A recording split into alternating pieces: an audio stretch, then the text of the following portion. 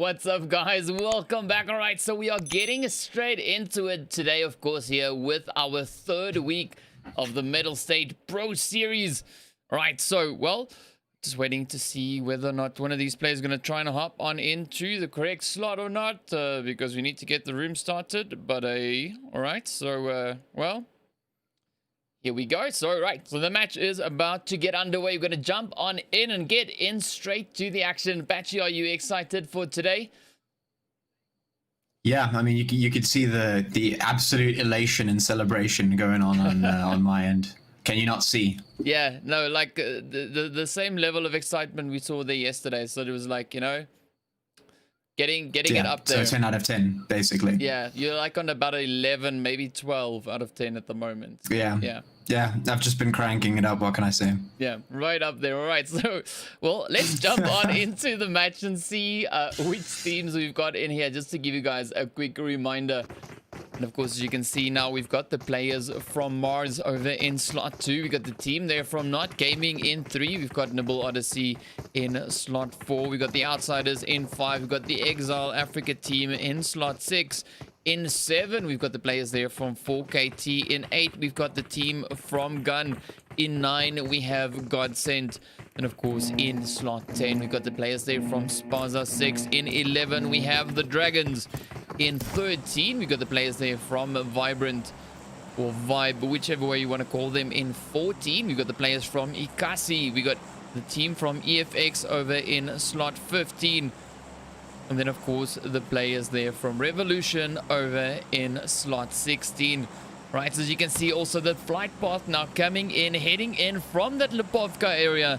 And, of course, heading over to a spot we see the flight path going actually, you know, on a fairly regular basis, which is, of course, kind of right there out in the middle of the ocean, right in between Primorsk and that Sosnovka military island. So let's see. This is a little bit of a restrictive flight path we've got, Jack. Yeah, you could say that again. That's basically giving no chance for any of these teams to drop right down into any of the main spots. I mean, just take a look at, like, the entirety of the map, basically. It's just completely inaccessible. Like, these teams have to, like, stretch out their flight times. You know, really just pop those parachutes to try and get as far as possible, kind of vibes up here. So, yeah, I'm very interested to see how this goes, actually, because these drops are going to be quite slow down on the map, and then depending on where the zone drops, this might just be quite a chaotic start to a match. Yeah, no, we'll see, because I mean, we got quite a few players already. Well, in fact, everyone's busy making their way down, and as we've seen numerous times, these players, you know, love themselves a little bit of aggression. And, well, we've got a few teams pushing up in towards the same position. We got the players there from the eXiles actually heading straight up in towards Pachinki, where we usually see them going. That zone, of course, now coming in on the western edge. We got the team there from Not Gaming also just a little bit towards the south of Pachinki, landing over towards the sixes there. You see Odyssey also pushing down in the same area. We got GODSENT once again dropping down in farm, and several players, in fact, in this region between school and shelter. And of course, 4KT up in Nova. We've got the players from Spaza dropping down in Sosnovka. Yep, so we're definitely in for a little bit of entertainment here with all these teams dropping in such close proximity. Yeah, I'd say these teams are going to have to really keep their wits about them here, because, well, I mean, as you saw on the map there, things are looking quite difficult here. They're going to have to rotate in all the way towards the west. That zone definitely making things difficult. And, well, at least the zone's going to keep them on their toes. This is going to be interesting to see how the teams react to this. Of course, we've got a couple inside the zone already, but the majority are actually sitting towards the east. So the majority of rotations coming from the east. That's where most of the teams are going to be sitting once they get into the zone. I mean, this is promising to be quite interesting. I mean, the Outsiders already getting hit right here. The shots flying up, no time to waste. EFX pushes in, gets that first one. Sully, of course, making that move right there. And you can see Pronto now just trying to get out. Tricky, of course, succumbing to the fists of Sully. And, well, that's a pretty good start to the match so far. Got a little bit of action happening right there. I mean, it's always interesting to see what these players get up to right in the beginning when no one's got any loot. You know, they just trying to survive on whatever they've got and potentially even outrun a few bullets. Well, as we saw there, Mr. Shaky not really able to outrun fists, let alone bullets. So, well, yeah, well done. There we go. There we have it. And of course, now the Odyssey team, they're actually quite spread out. Well, Sidon is quite spread out from the rest of the team. Got him all the way over here near school, slowly but surely making his way back to the team. Do you think it's going to be worth it to try and push up all the way back up into Yasnaya, seeing that the zone is in fact heading off in the opposite direction? Actually, it depends on the circumstance. I think if pushing back up into Yasnaya is potentially an option, then what they could actually do is just completely ignore the rotation to the south and actually push up to the north, because the north is completely unoccupied. And based on, I mean, obviously they don't have the same oversight that we do, but based on the information they have, they should also be reasonably sure that there's likely nobody up there in the north, right? Yeah. Or at least there's very few people up there in the north, if there's anyone. So they could take a bit of a roundhouse trip, move up the bridge, go up to shooting range, and come back down in through the top of the zone, which would actually be a pretty good rotate considering there's no one there either. So, I mean, if you're gonna do it, full commit, just go straight around and sort of skip past the whole gatekeeping thing, because if a lot of teams rotate through for the eastern push into zone, it's going to get really, really crowded. And actually, it looks like EFX might just be taking a page out of that book. Well, let's see where they intend to go. We usually see EFX pushing up in towards Savoni, so it seems like that's exactly where they're going. So the team's still defaulting to their usual spots, you know, not really changing things up just yet. So, you know, maybe we'll see a little bit of a change coming in as we progress through the matches. You know, we still have 3 more to come. We've got 2 of those Murmur matches coming in, and then of course finishing the night off with another Erangel. So who knows, maybe it might change when we get back into the Erangel, you know, in our last match. But yeah, for the time being, everything still seems kind of familiar, kind of the same. And well, yeah, we'll see what's going to happen once these teams start making their rotations up in towards zone. The team there, of course, from Vibe holding up in school. The Outsiders, they went on a little bit of a expedition, just rotating up ever so slightly, and of course then circling back right in towards Razok, which is where we also see them on a very, very regular basis. But well, we've got the team there from Gun now busy making their approach in towards zone. And in fact, we've got the Dragons, well, Mr. Sela there from the Dragons, all the way down in Primorse to the remainder of the squad now, slowly but surely moving up towards the western side of that zone. So let's see. I think Gun might actually be moving up towards Quarry. That is possible. That is indeed possible. We'll have a look and see. Actually, the rotations coming out from some of the teams, specifically from EFX, is actually one that I agree with, because you know, when you have the chance to do that, when the flight path does give you a little bit of a difficult time, then you can actually sort of counteract that in the first few minutes, because obviously you have a little bit of time to move, but the first zone also takes a while to come on in. You know, it's very, very slow, and even if it does pass you, it does a tiny little bit of damage. So it's not that much. So rotating up to get to a spot where you're comfortable with, where you know how to get yourself set up and ready to go, is definitely a decent trade-off for, you know, for the circumstance. Yeah. Well, we'll see how this goes. I mean, we're also still waiting for a few of these teams to make those rotations in. And, you know, anything can happen. You know, the blue zone should be closing in pretty soon. I love it when this clock kind of just freezes where it is. You know, mine is, as you can see on the screen, they stuck on, well, 49 seconds, which I'm pretty sure it's not 49 seconds, but yeah. Welcome to PUBGMobile, where things sometimes just go a little bit weird, and you know, you just learn to cope with it, but whatever. So here we are. I can't really say, but as you can see, obviously that blue zone is slowly but surely now starting to make its way in.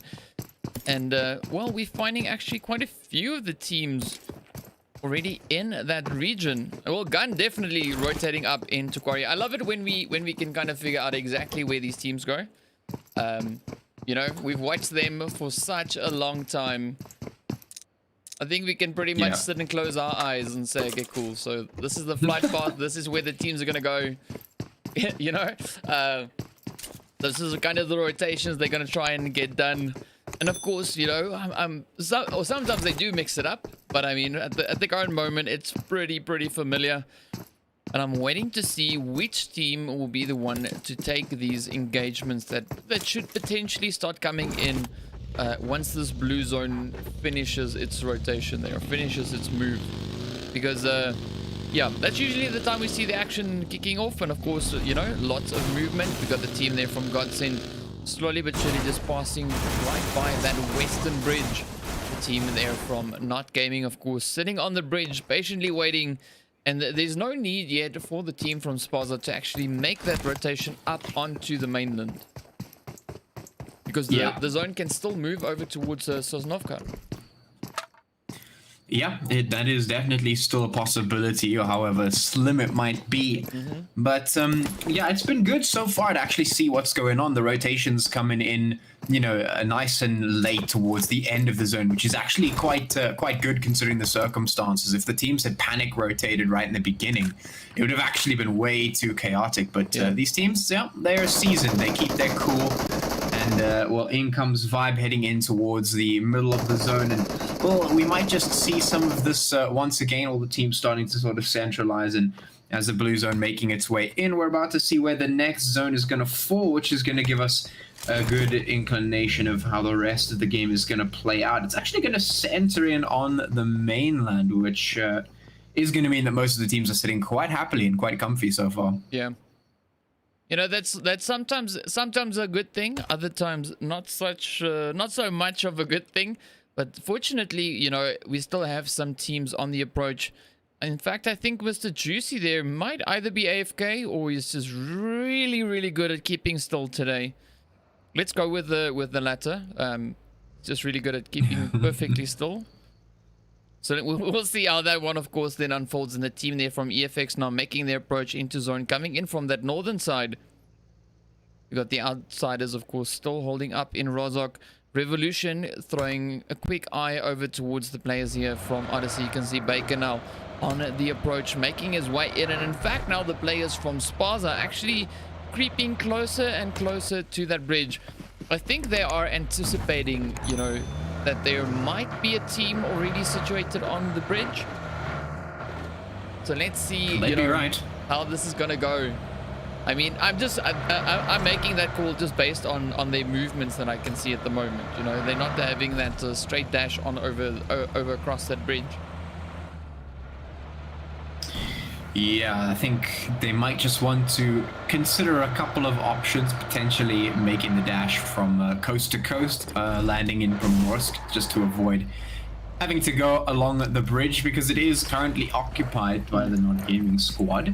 So that is going to be quite difficult, and with 4KT on the run behind them, obviously not going to be the easiest situation to be in. So this move by them is pretty smart. Yeah. And it does look like Juicy is AFK, so that's a bit of a feels bad man. He's probably going to go out to the zone any moment. And well, this is an interesting situation we've got brewing down here at the bridge, because obviously 4KT also needs to make their way across somehow.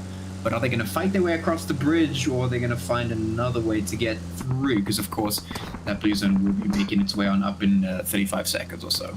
Yeah, we'll definitely see how this goes. I mean, everyone are starting to move on up towards that central part. We've got a lovely drop coming down there right for the Ekasi team. So nice little surprise they have. And of course, you've got EFX not too far away. You can see Jasmine now on the approach, just about to join up with the remainder of the squad. And in fact, the players here from Odyssey, they're just circling around on the central portion of the zone here. As we can see on the map as well, there's quite a few players in the proximity. So we'll see how that goes. And of course, the players here from Revolution just pulling up over towards the eastern side of GODSENT. So slowly but surely, these teams are just sneaking up on each other, getting closer and closer and closer. And we're just waiting for the action to start going down, seeing where these shots are going to be coming from. And of course, you know, who will be the first team to send one of the opposing teams into that lobby?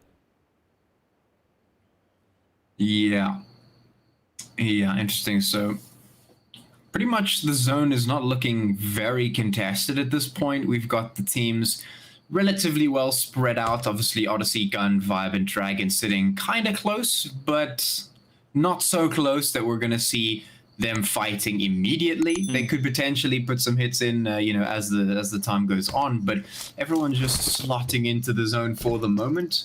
48 players, they're all just going to sit quite happily. There's still plenty of space, but obviously that space doesn't last forever. It's going to run out. So hopefully we'll see those fights start to happen. We're already seeing a couple of shots going through. Gun, well, it's actually just Nerf who's this far up. The rest of the team is back down. So he's just being a little cheeky here. Yeah, so I mean that so far is a pretty good approach. And you see the remainder of the squad, of course, now moving up right behind Nerf, just providing that backup. Not that he needs it, really. I mean, he is pretty OP. We've seen some crazy plays coming in from Nerf's side as well. But this is the Pro Series. We have a lot of OP players in the mix. And of course, now Nerf getting hit in the process. Just manages to duck back out on right on cue. Of course, now Baker, Sidon, and Vindog here. Just, you know, just putting in a few shots, just warning them, you know, like, don't move up just yet. We're almost ready for you. You can come in about, let's say, 2 minutes, and you know, then we can kick this party off. And of course, and all the team there from Gun saying, nah, it's okay, we'll just keep on putting the hits in. So let's see, will Gun start pushing up, or are they just going to stay off in the distance? That zone, of course, now moves in as well. And all the teams right on the edge, slowly but surely moving in. But of course, now we see the team here from Spaza trying to find the angle on GODSENT. But of course, their heads are flying straight over towards True. And it seems like Con and company, they've actually spotted them. And of course, now getting ready to move in. But in fact, Deity now just pops off a quick head right over towards the players from 4KT. So a nice little bit of engagement as 4KT is trying to make their way on up over from that southern side. Yeah, and there's going to be a lot of engagement from that side because we have a couple of teams there. GODSENT right up here with Spaza. Then, of course, 4KT down towards the bottom. We've got Fake here from Mars just hovering down to the bottom. And here comes some hits from Con. GODSENT already engaging now. Deity putting the shots back. So this is becoming a bit of a clash. GODSENT are looking for this. They want to hunt this down and find these kills before they make their rotations. Yeah, we got Mr. True there even dropping his holographic, swapping it over to the iron sights, of course, getting ready for this fight, just lying in wait right in front of Flacco and Six. And of course, they're sending a few nades across, trying to poke at the bear. So let's see what is going to happen. Will they be able to find any of these hits in on Spaza? Because so far, you know, Spaza actually putting up a pretty good fight against the team here from GODSENT. Let's see, they're getting super close. I mean, we should have action. Oh, there comes Deity. Pops a hit off the side. Just ducking out of that smoke for a quick second to get that hit in on Shady. Man, that was absolutely beautiful. And of course, now True gets up, gets knocked out in the process. But we got 2 knocks for the GODSENT team, so it is now up to 6. And Mr. Flacco, some hits flying over towards Deity. Down goes 6 in the process. Flacco steps up, gets that knock going. And of course, now Mr. Berserk over here is the last hopeful for the team. So let's see whether or not he's going to decide to try and push on up over towards GODSENT. Or is he just going to try and hide in the grass behind the vehicle? Oh, no. Hoping that GODSENT moves away. This is sad. This is sad. If Deity had been the last one left alive here for Spaza, he would have just gone for this. I'm sure he would have just challenged Flecko for that final fight, just to wipe them off the board, because that was all they need. They needed just one single kill to wipe Temper straight out. But now, of course, that blue zone is moving in, and well, we might just see both sides getting their reses in, depending on how long it takes. Of course, the Blues are not taking that much damage, but you still have to be careful. So that's a bit of a tense situation. I mean, that was actually a really great fight. Both of those teams literally knocking each other, you know, knock for knock every single time until they were one player left for either side. But, well, eventually someone's either going to have to win or rotate up, and it looks like Temper is doing exactly that. GODSENT just moving straight up. They're not going to take that fight, and with good reason. They were almost about to lose that one. Yeah. But now they've got a lot of other players to worry about because there's a whole lot of teams in front of them. We still have 14 teams on the board and they all have to move up. So this is going to get really, really crowded. EFX are like the only team inside the zone aside from the Dragons who are making their way up as well. And Faker, look at this guy. He's out here by himself just putting some hits in. He's like, yeah, I'm out here. We got the Thompson. We got some bullets in this drum mag. Let's go. Lone Wolf, who cares? Yeah, well, we've seen some pretty crazy plays coming in from the Lone Wolves. You know, so not surprising that Mr. Faker is, you know, just sneaking it up, popping some shots. But let's see, will he be able to get a successful push on one of the teams? Because it's one thing getting those hits and putting the damage in, but you obviously want to try and get those knocks and get those thirsts going. But of course, you can see Gun off in the distance. We got GODSENT right over towards that southwestern side of Mr. Faker's position. And it seems like Gun is actually making that rotation on up in towards zone. Ooh, look at it, about to heat up right here in the central part of the zone. EFX actually now taking a little bit of damage as the eXiles start pushing up over towards their position, challenging them for this hill. I mean, this is what we want to see, the teams going head to head. And of course, now Odyssey also about to come into the mix as everyone is now trying to shift on up, trying to find that position. And of course, you know, find those hits in the process. Odyssey actually making a pretty good move, rotating up right on the edge. We got the Dragons now sneaking a quick few hits in as well. EFX continuing their fight with Odyssey. So this is quite the interesting position, because we've got Odyssey, we've got EFX, and then of course the eXiles right there in the mix. Three teams right here on this eastern side of the zone. We got Gun, of course, now also trying to move in right there on top of the Vibrant team. Ooh, some more hits coming in. Now down goes Sleepy. Berserk also getting hit from the Odyssey team. So man, this is about to go down. Yeah. It certainly is. It's getting tighter now. We've got 800 meters worth of zone left up in here. We've got some teams taking up their positions across the borders, and well, everyone's now fighting, of course, to hold on to those positions. 4KT also taking a bit of damage there. We've got Gun and Vibe who are also putting the hits in. GODSENT even challenging, of course, as all the teams are starting to move up. And well, time is of the essence right now, and you can see that everyone is just absolutely battling it out to try and survive, and it is not looking easy whatsoever. I mean, just look at the zone. This is absolute insanity once again. So many teams just backed on in, and of course Mr. Smitty goes down, the vehicle blows up, Risk sends him off, and then of course Odyssey comes in with a beautiful third party off the edge and just you know, just seals the deal right there. So pretty well done. And of course we got the players from the eXiles. Now they've managed to recover a little bit from that fight that they were having with the team there, of course, from Gun and Odyssey and the EFX. Now we're still waiting for the teams on the outlying area there to make their approach into that zone. We've got the team from Ekasi sitting up in that northwestern side. We've got the players from 4KT sitting on that far west. Of course, now, oh, down goes Revolution. The Dragons just putting the hits in, but Flacco now taking the engagement here with Mr. Blade. Down he goes. Wow, that is what we want to see. 10 teams remaining, 27 players alive. Wow, this is just heating up as we progress through the zone. 100% expected, of course. We were hoping the teams were going to, you know, to start lighting up the lobby as they are. But I mean, this is just absolutely fantastic. You can see Gun, of course, right here with Revolution as well. Yeah, there's actually a lot of potential for fights happening here. We've got EFX trying to defend their spot here in the zone. We've got the eXiles just above them. We've got Ekasi off to the side that's going to potentially do a lot of damage here. We've got Dragons up here with the Gun squad also putting some serious hits in, and now we're going to have a look and see who prevails here at this fight, as even Revolution is moving up, which could potentially be a bit of third party coming in. So let's see how this one pans out. Well, we just saw Jasmine getting flung off of height there, falling, getting knocked out. But of course, now that blue zone still moving in. I don't know how long Revolution will be able to outlast that blue zone. As you know, it does an insane amount of damage this far into the match. But of course, now the action has not stopped yet. The shots haven't stopped flying. We see the players here from Not Gaming also now in the mix with Ekasi. So this is in fact just one of them. This is the Yo-Yo Traitor. I don't know, maybe he went for swing ball or something. That's probably why the name's that. But, you know, just trying to move in, trying to get that hit in on Hunter. Hunter actually popping the head off. Down he goes. Up comes the rest of the squad. Sorry, and Jagger now moving in. Some beautiful shooting coming in from Hunter. Gets the wipe. What?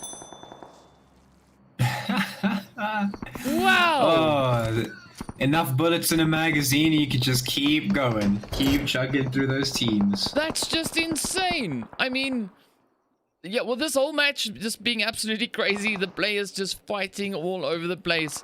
And of course, you can see the eXiles now right on the edge here. EFX trying to pop the shots in. And Odyssey now putting some more hits into the Dragons.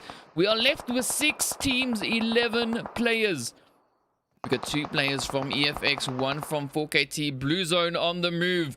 We're going to see the numbers now starting to drop considerably as, of course, they are forced together. No other option. MG now just trying to get away. Storm, of course, popping the hits off. Ooh, DK is busy choking. Odyssey getting those hits in on EFX as well. Woo! There we go. Got my breath back.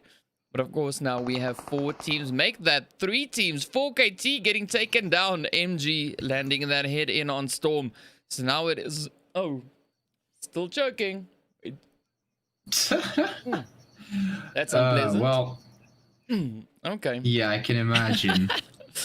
Man, this game has not been easy in any way for these teams. They have, like, I mean, you could see by the numbers that they're sitting on right now that this has just not been easy whatsoever. This has been a struggle. Odyssey, 2 players, eXiles 1, and GODSENT is the only one with 3 players here in this little triangle here. But they also suffered some pretty heavy hits in their shots with Spaza. The fact of the matter is they managed to come out with those 3 players, which is miraculous to say the least. But now, of course, they have to go up against the 2 players here from Odyssey, which is, this is doable, but they are on the down low, so they're going to have to make this work somehow. Yeah, well, we just saw MG going down as well, so we are left with our final 5 players, 2 teams. A 2v3. We got Mr. Flacco now getting ready to push on up. He is just testing the water, trying to see if he can get any of those nades across over towards any of those Odyssey players. So we got Sidon and Baker, the only 2 opponents left for the GODSENT team to send on off into that lobby. Flacco looks super excited there. Let's see whether or not he'll be able to find that angle on Sidon. He's got a pretty good idea of where he could be. I mean, those vehicles are a fair giveaway. But of course, let's see whether or not they'll be able to find those hits. And Sidon now actually taking a little bit of damage there. We've got Baker also just sneaking around, not exposing himself too much. But Flacco now pushing up once more. Still just popping those hits off, trying to see if he can land any of those hit markers. Ooh, but blows up the vehicle in the process. So it is still the GODSENT team facing off against Odyssey. And down goes Sidon. So everything is now up to Baker. Up comes Flacco and company. Down he goes. Now it is 6 and Con moving in. 6 finds him and sends him packing. There we go. There we have it. What a crazy play that was. 8 kills to GODSENT along with that chicken dinner. Odyssey, of course, coming in 2nd place with 6. We got the eXiles finishing with 7 kills in 3rd place. 4KT in 4th. We got the players from Ekasi finishing with 7 in 5th. We got EFX with those 2 kills in 6th place. The Dragons with their 6 kills in 7th place. Then, of course, the team there from Not Gaming finishing in 8th. Revolution with 1 kill in 9th. Gun finishing up with 4 in 10th place. We got Mars with 1 in 11th. And, of course, the team from Vibe with 2 in 12th place. The team from Spaza finishing up in 13th. The Outsiders finishing their play in 14th place. So there we go. There we have it. That was the start of our day here, of course. The first match, we got 3 more to come. The next match, of course, being that Miramar one. I'm quite excited to see what's going to be happening in this next one. And of course, you know, it's always good to mix it up a little bit, changing it over from Erangel into Miramar. Patchy, anything in particular that you are looking forward to in the coming matches? Well, I mean, I saw some really good performance coming out of Spaza there in the previous game, and I mean, even though they actually went out a little bit too early, in my opinion, I think they could have done a lot more, which is promising. I mean, that's good. That's good to see. Hopefully, we'll see a little bit more coming out of them in the next few games.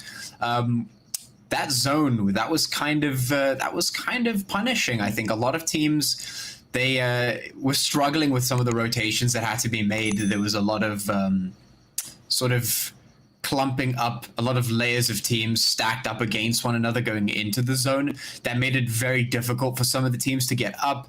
There were fights happening a lot of the time, and towards the end, towards the final zones, the rotations that we were seeing, because of the way the zone was positioned and whatnot, the rotations that we were seeing weren't coming in clean. They weren't coming in, you know, straight to the inside of the zone, getting up, getting secure. They were sitting towards the outside. They were fighting a lot on the outside, and of course, that is just a big no-no. And so we did see a couple of teams going out to that.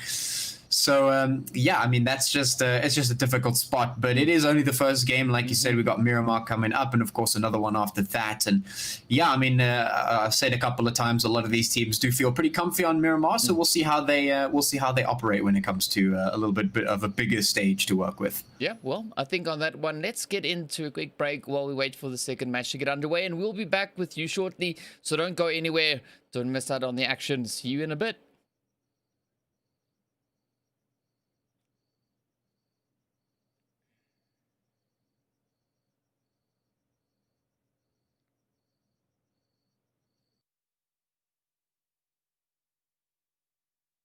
Times, no matter what we do, and even when we don't, there's nobody I'd rather choose. Let's take it slow. Where you go, I go too. And if you hit the bottom, I'm going down with you. Let's take it.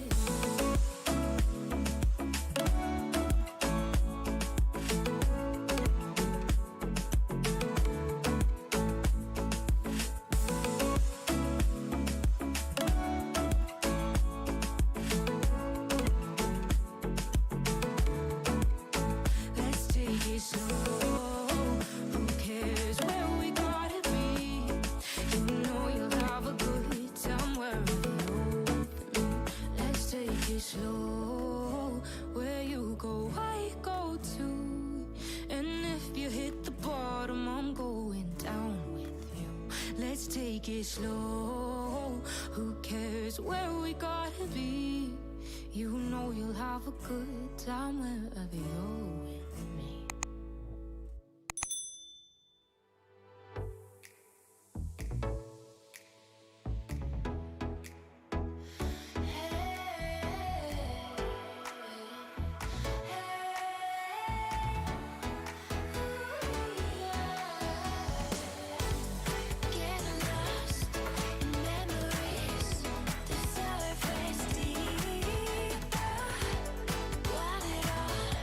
Surround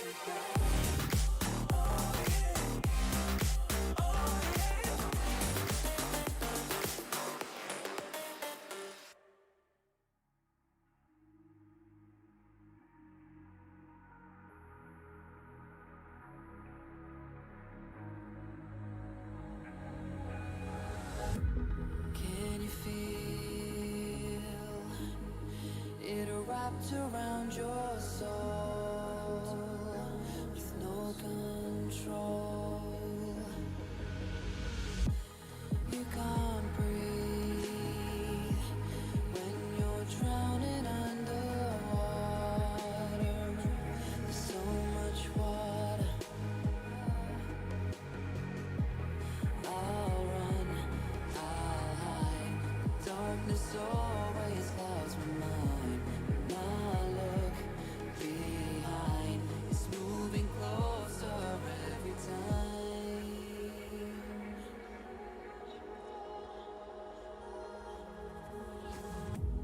I can't pretend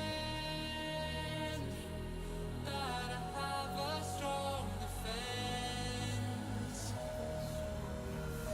There's darkness, my old friend. You get me at the end.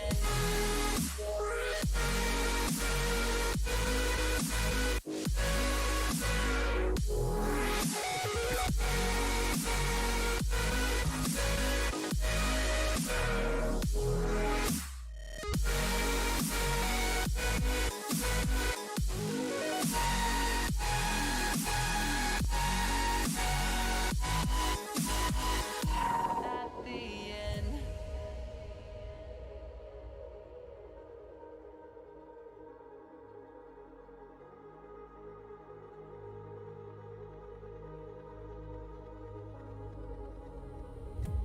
Can you feel it wrapped around your soul with no control? You can't breathe when you're drowning underwater. There's so much water. Ah, I can't pretend that I have a strong defense. There's darkness, my old friend. You get me at the end.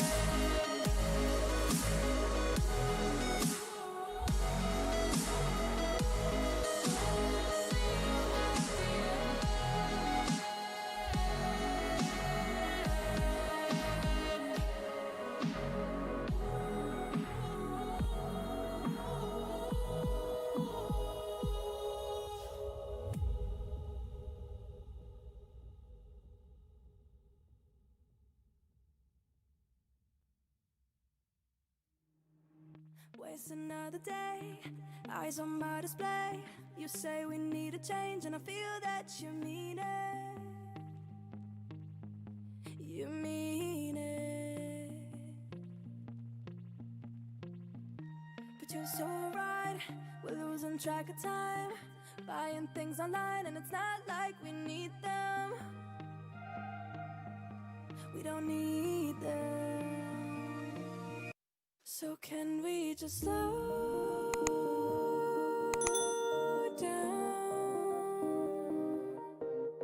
The only thing I'll do is lay here next to you.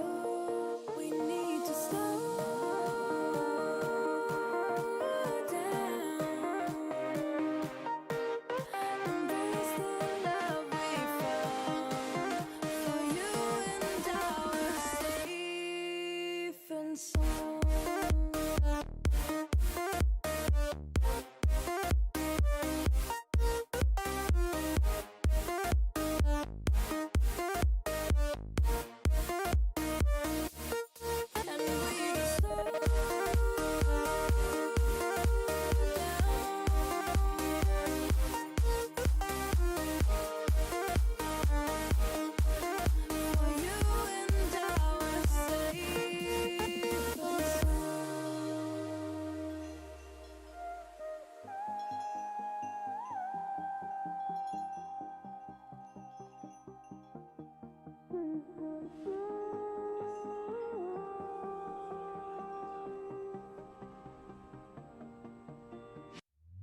We were on the run, rocking around the clock. Now all we need is right here in front of us. In front of us. So can we just slow down?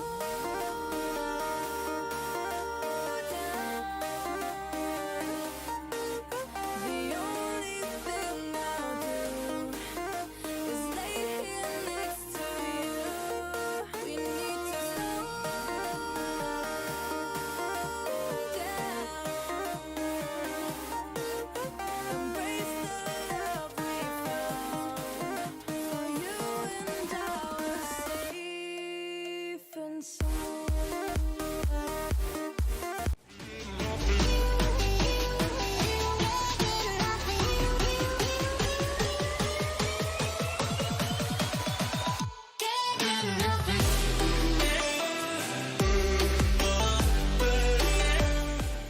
What's up, guys? Welcome back. Right, so we are getting ready to move on into our second match. This, of course, being the Miramar map. So we're going to be, well, getting into a slightly bigger one. Hopefully, we're going to still see that early game action taking place all over the place, of course.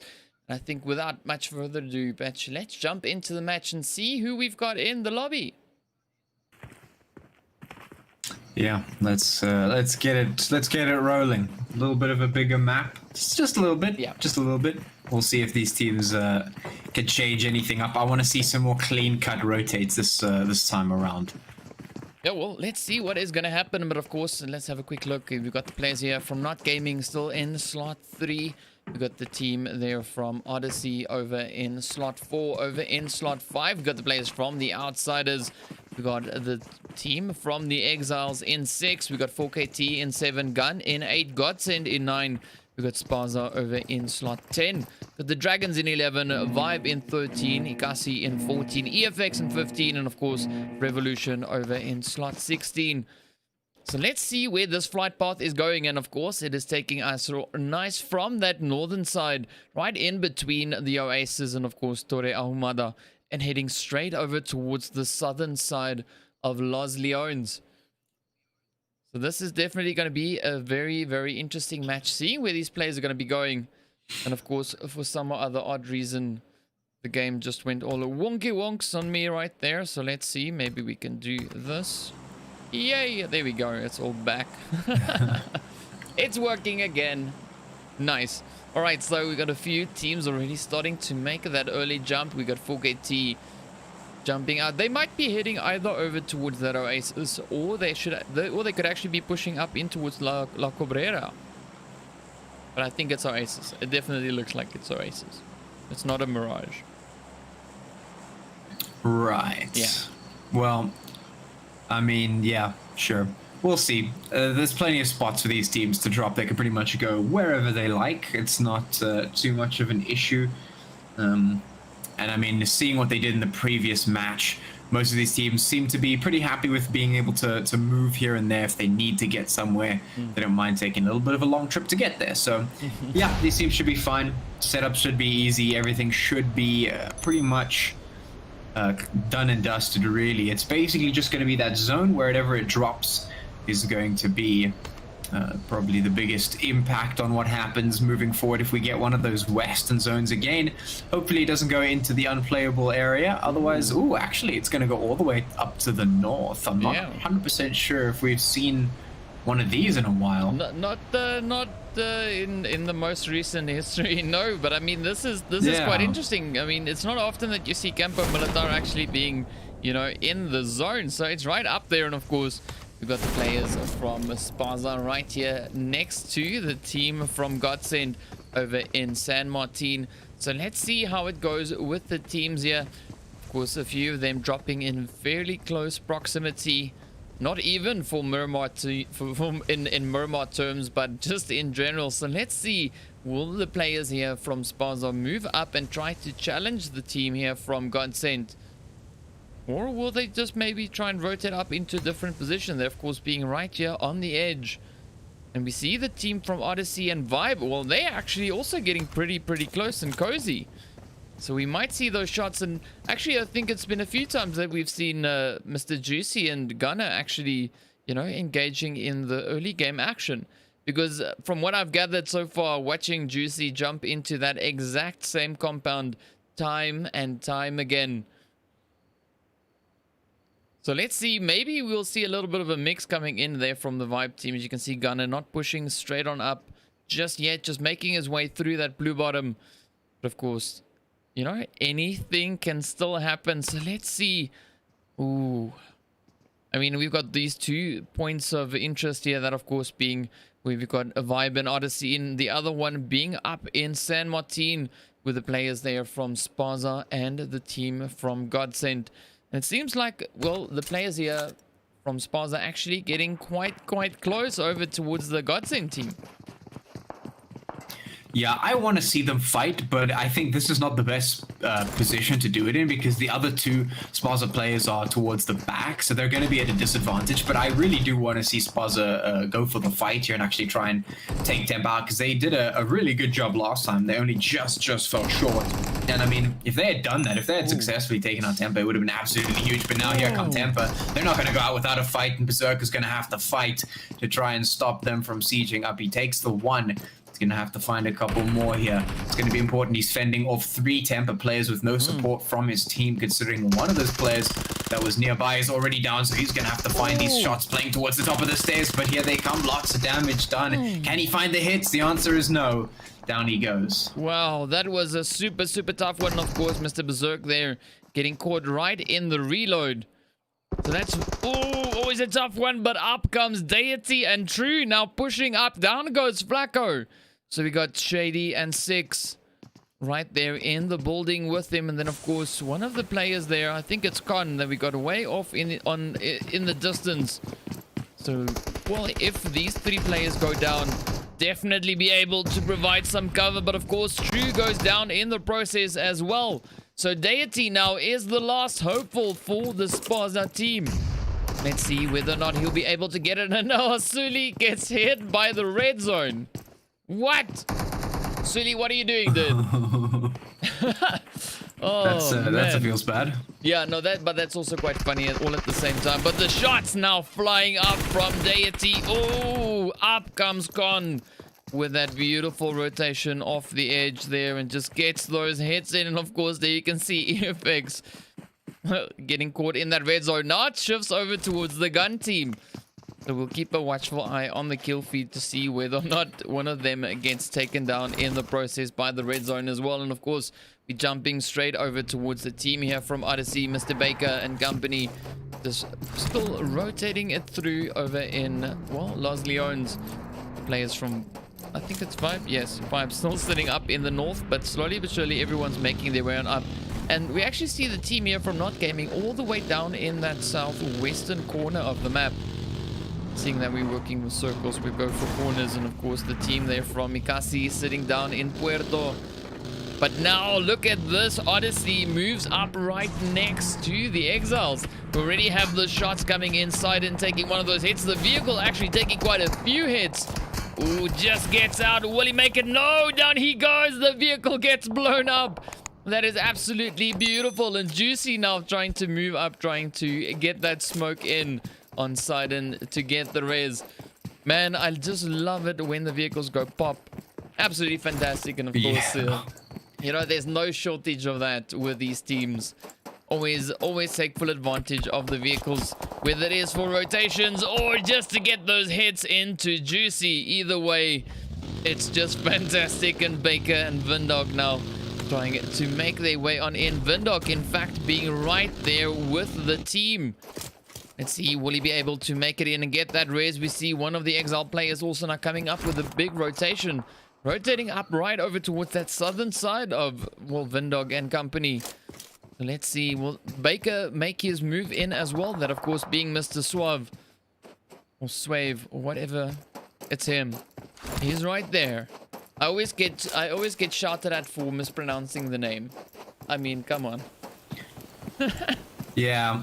As I said the other day, I'm not too sure where I was saying this, but we don't get a card that tells us how to pronounce the names.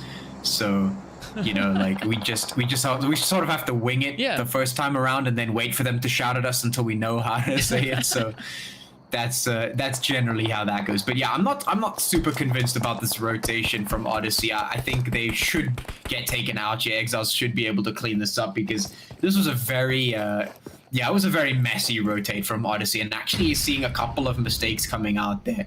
Spaza, they also made a big mistake with taking a fight against Temper while they were split up so wildly, and Deity not being there just means they go sent back to the lobby. That's not what I want to see. Yeah. These are some big mistakes being made. I want to see this get cleaned up. Yeah, well, talking about a cleanup, here comes MG. Moves in, puts several hits in all the way, but also takes quite a few hits in the process. He is nearly knocked out. We got Mr. Baker just off in the distance there, coming in with those crazy shots, really utilizing that M16 of his, putting in some fantastic shots. Of course, now the hits coming in from Cheddar's side, doing quite a bit of damage, not getting the knock. So Baker really managing to pull back just in time, just to get himself into that cover. But of course now Vindog is on the approach. Up he comes, moving in. Let's see, will he get hit or will he put the hits in? It's gonna go either way. I mean, this is still early game, so it can really go any direction. So let's see, Cheddar right there, just trying to find those hits, putting some of them straight into Mr. Vindog. He, of course, quickly just drops down. You can see Nukes now just off in distance there. Let's see whether or not MG and company will be able to get these hits in. They're getting some nice cover fire, though, coming in from Baker all the way off in the distance there. So really making it work for the team and making it so difficult for the Exiles actually to move up. MG taking more hits. Baker just playing absolutely insanely here. Nukes, of course, now just bleeding out. So one of those kills going straight over towards the player's butt down. He goes, Cheddar just had enough. He was like, it's done. I'll just shoot you with my M24. I'm not going to bother with the ARs anymore. Bolt action it is. Steps it up, pops the head, and of course gets taken out as well. So now everything, of course, riding on one player, Mr. Suave here. The last hopeful, trying to tend to the wounded, trying to get them all back up, and well, NiBBLE still lying in wait. And of course now we see the Revolution team going at gun for you, getting a double whammy, and of course Nerf now just stops him in his tracks, knocks him and thirsts him and sends him packing right into that lobby. But of course now the fight is about to continue with Odyssey and the Exiles. Ooh. Oh, down goes Vindog. Let's see what's going to happen up on the hill here. Juicy now just trying to get this res in. Fortunately, they are behind that hill, but of course now the Exiles trying to make that run. The hits now flying up in all directions.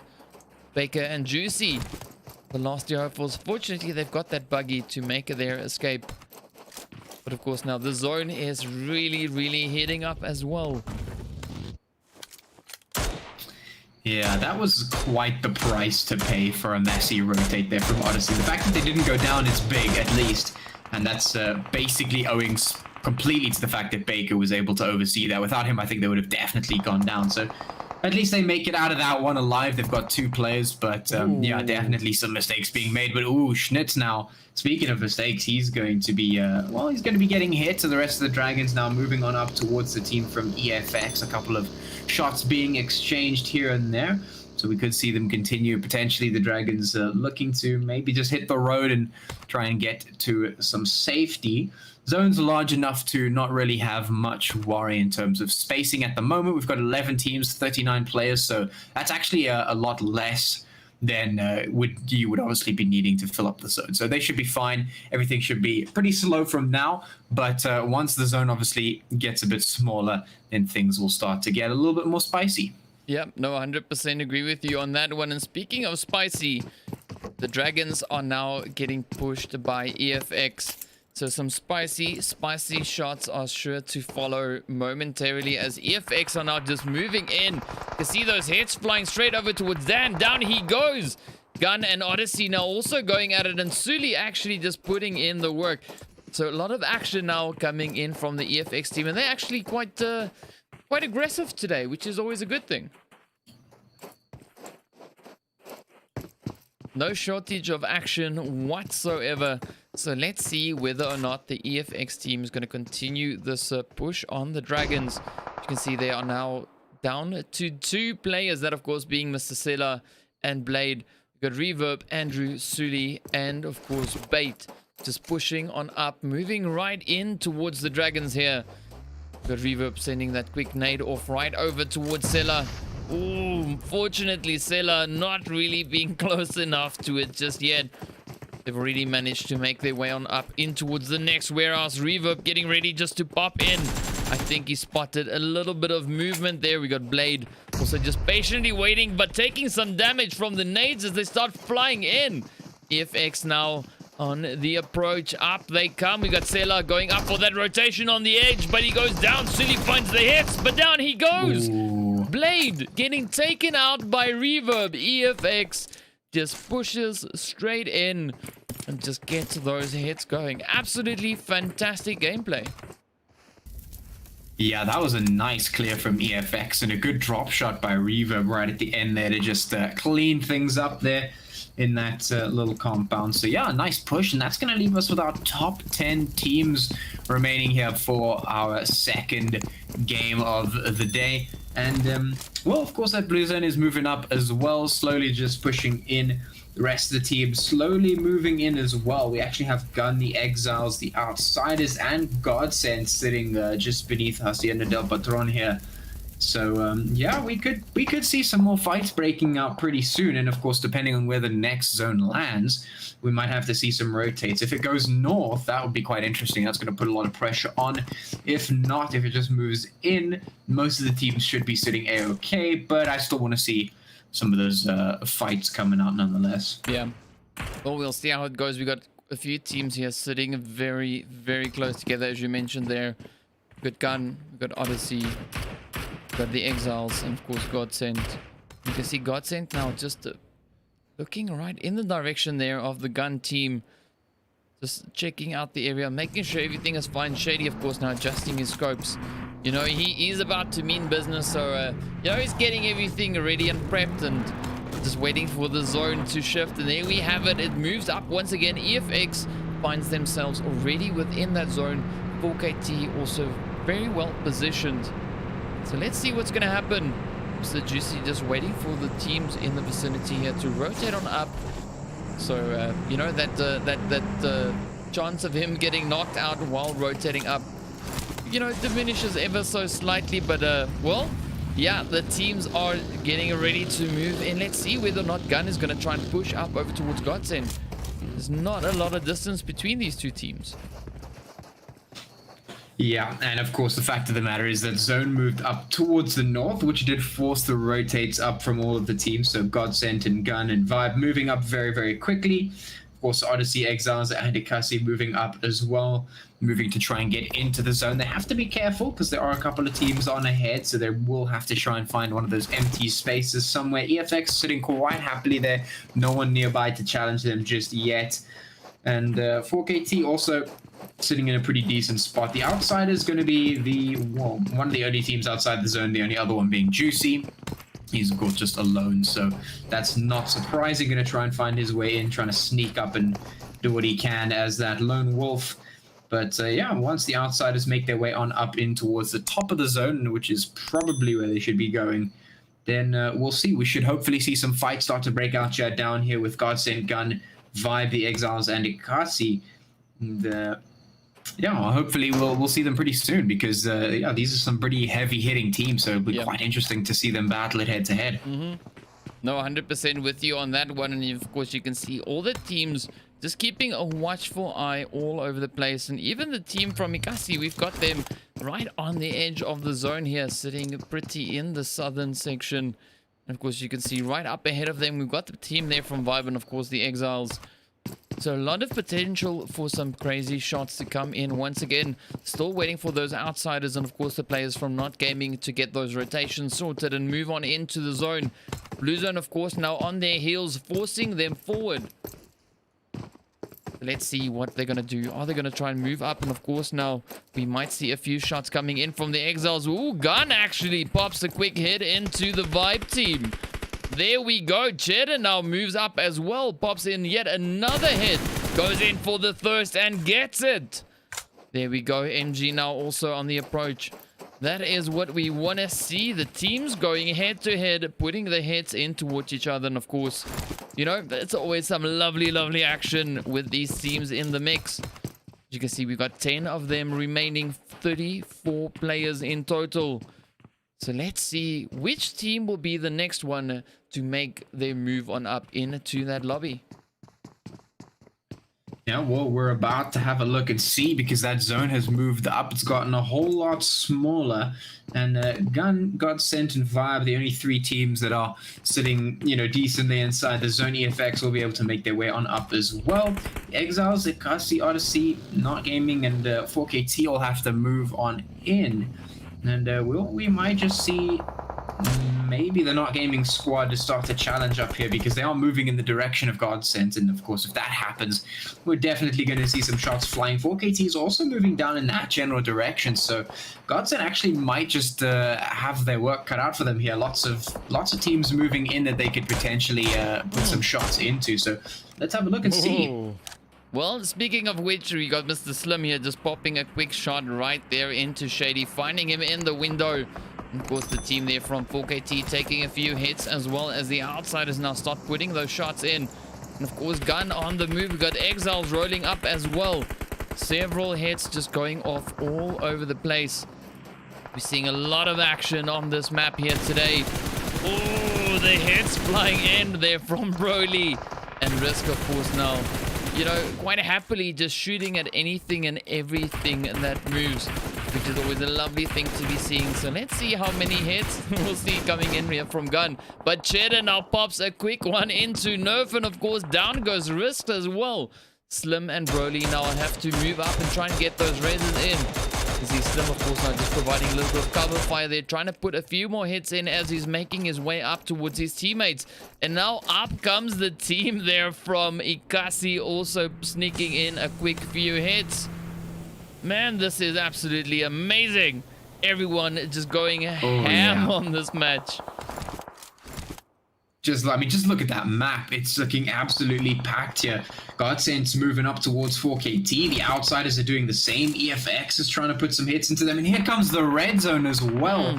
Just to add insult to injury here to whatever the hell is going on to this absolute cluster. And up rolls the team from outsiders trying to put the shots in. 4KT has to retaliate. The hits are coming through. The smokes are getting popped. Look at this absolute insanity here. Not to mention they have to worry about getting bombed from the sky as well. This is just absolutely nuts. I mean, this is just insane. Outsiders went from a full squad down to just Mr. Pronto. The shots are just going off in all directions. And of course, Mr. Thugger there just hanging around in the smokes. Pronto now sending a quick one across into the smoke just to try and tempt him out, and gets the hit in on 4KT. So there we have it. 4KT is the next squad moving on up into that lobby. And of course, this red zone, it's discovering the whole map, the whole zone, the whole playable area. It's just red zone. I mean, I feel so sorry for these teams. They've got absolutely nowhere to hide aside from 1 or 2 compounds. And of course, Mr. Six there just getting flung off of a height somewhere. You can see Shady now trying to move up for that res. And let's see if any players are going to get knocked out by this red zone. I mean, it is quite funny all at the same time, but it is also serious for these teams as they are, you know, caught in a very tough position. And that's one of the most inappropriate moments for that zone to start coming in. You know, when everyone is kind of out in the open, not a lot of cover. Everyone is just trying to move in, trying to find an angle. And of course, that red zone just makes it so much harder for the teams.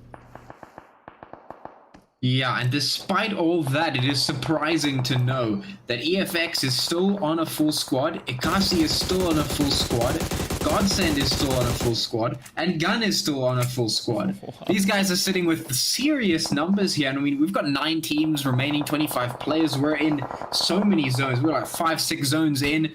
I mean, this is nuts. These guys still have super numbers going in here. And this is, I mean, this is still nuts. This is still some serious firepower to pack, and lots of action still to happen. And I mean, we don't have any space to play in, basically. I mean, MG now just battling it out here with GODSENT as they're trying to move up onto his position.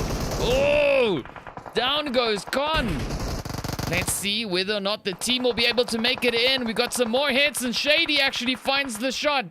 Oh, jumped to the wrong player, but well played to GODSENT, taking them down. And this region is just lighting up. Everyone coming in from this northwestern side, and down goes GODSENT. The blue zone. Wow. Along with the outsiders who also get taken down. This is just insane. 5 teams remaining. Everyone just succumbing to the blue. We got 5 teams left. We got the team from EFX still on full numbers. Gun taking several hits in the process. We got Odyssey also in the mix with them. We got Ekasi off in the distance, and then also the team there from Vibe. So a lot of action still yet to come. So let's see what's going to happen as these teams are now just battling it out right here on the edge. And of course, Mr. Juicy there now trying to move in. Let's see if Juicy will be able to find any of these hits on the gun team. Such a challenging position to be in, but the hits are still going off all over the place. EFX actually now starting to move on up over towards the players there from Ekasi, and Juicy now making that quick dash off into the side. Vibe sitting quite comfortably right there on the edge. Yeah, EFX is now moving up on those Ekasi players and just gonna wipe them straight on out. No problem. Just the cleanup crew rolling in to just, you know, stomp those numbers. But here comes Vibe now to challenge EFX, and down goes Sully. So they're looking to pull the trigger real quick.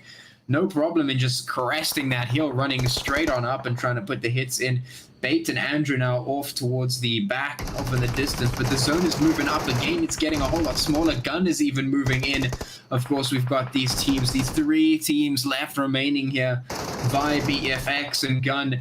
And, well, it looks like they're going to have quite the field day here because there's not much cover to play around, so they're just going to have to go for it. Yeah, no, this is once again a pretty insane zone these teams find themselves in. And, of course, Yakes now just managing to get the res in. Down goes Reverb as EFX pushes up over towards the players here from Vibe.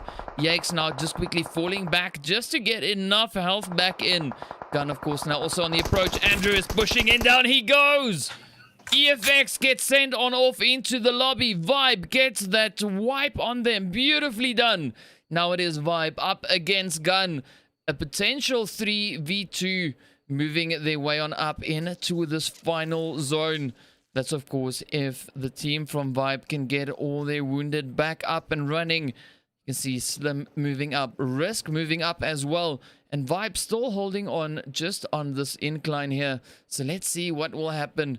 Gun in a pretty good position. They've got quite a few angles covered, but of course now anything can happen. They are going up against 3 players, which also are pretty proficient at defending themselves.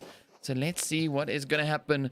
Will it be Vibe or will it be Gun? We've seen some insane clutches coming in. Well, I think it was just last week's matches. Yeah, there was that insane clutch that we saw in the last match last week. But of course now, you know, speaking about that, let's see, will Gun get the clutch or will it be Vibe? With Slim and Risk going up against Sleepy, Gunner, and Yakes. Slim now moving around. Oh, down goes Sleepy. We got Gunner now on the move. Will Slim find the hits? No, he gets taken down. So now it is up to Risk. Let's see, will Risk be able to get these final hits in? Slim getting thirsted as well. So he is now trapped in the zone, of course, being in favor there of Vibe. So he has no other choice. Within the next 15 seconds, he needs to get moving. Otherwise, that blue zone is going to take him down. But he could still potentially clutch this if he can separate these players enough, take them on in a 1v1. But it's going to be super hard work. And of course, that zone not leaving him with much choice. I think actually he might just stay in the blue. I think it's done. Yeah. Ooh. Yeah, he doesn't have much chance here. I think 1v3, it's too difficult. There's no cover. They know exactly where he is. It should be done, and it is. Oh, man. There we go. So Vibe getting that chicken. 6 kills. Of course, Gun finishing in 2nd place. Also with 6 kills. We've got EFX finishing in 3rd place. Coming in with 9 kills. Odyssey with 1 in 4th. We got the team from Ekasi with 2 in 5th place. The Outsiders finishing their play on 5 kills in 6th place. GODSENT, of course, with 6 kills in 7th.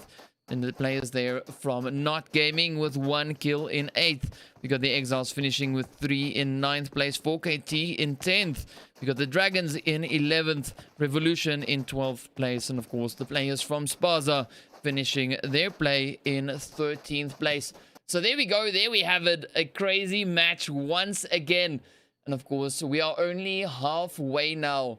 So we got another Miramar map coming up, and then of course we're heading into that final Erangel match. So don't go anywhere. And Batchy, any thoughts on what you think the next one's going to be like? I mean, I don't know what the next one's going to be like, but I certainly have hopes for what it's going to be like, because I did see, you know, like I mentioned earlier, a couple of mistakes that I think shouldn't have happened there from some of these teams.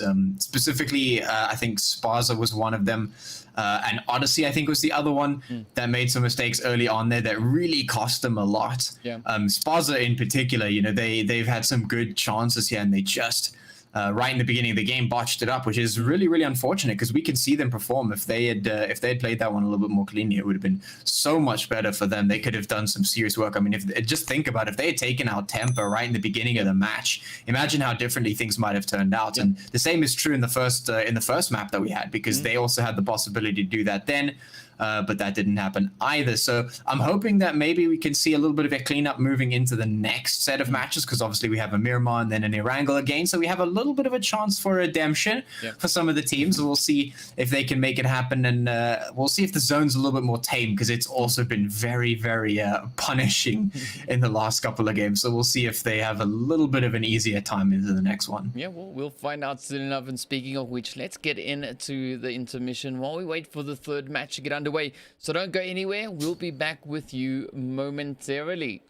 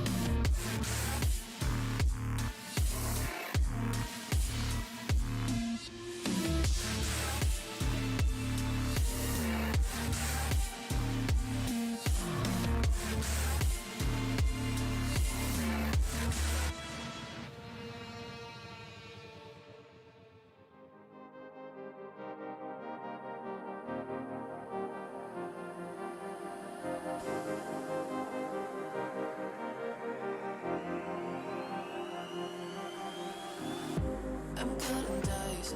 Look at these eyes. They're not here to please you. There was a time you could be mine before all that you put me through.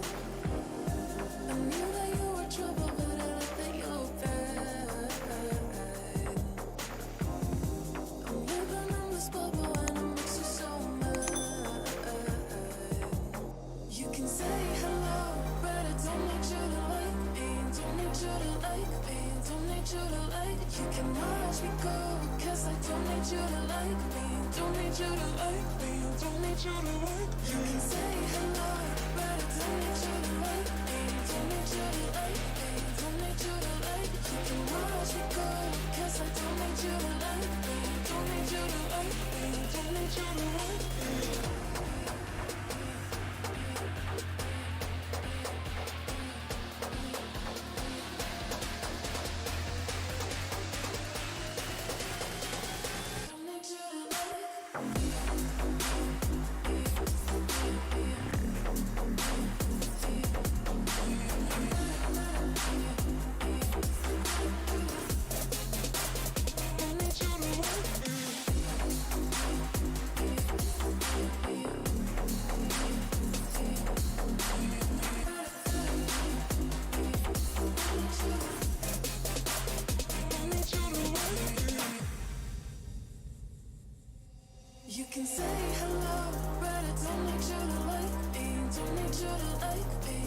need you to like. You can watch me go, cause I don't need you to like me. Don't need you to like me. Don't need you to like me. You can say hello, but I don't need you to like me. Don't need you to like me. Don't need you to like. You can watch me go, cause I don't need you to like me. Don't need you to like me. Don't need you to like me.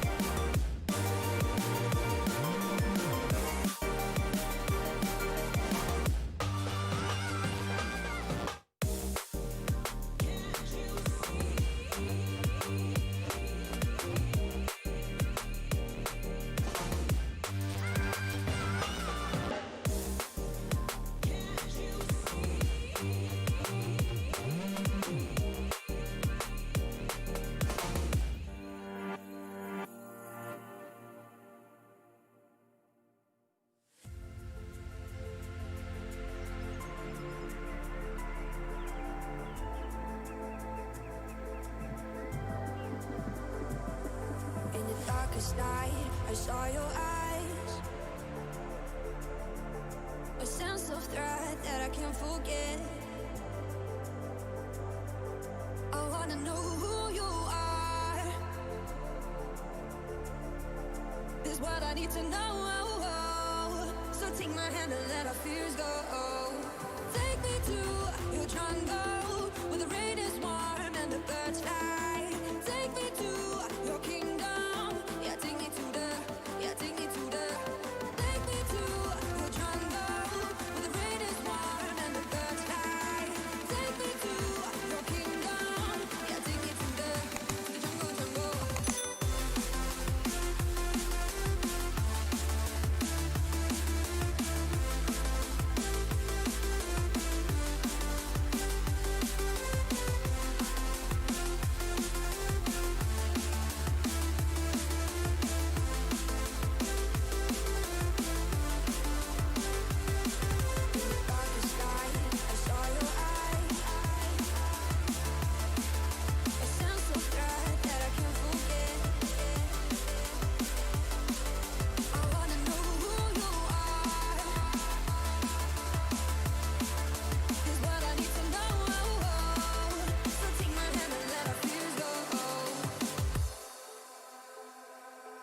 No words describe your savage life.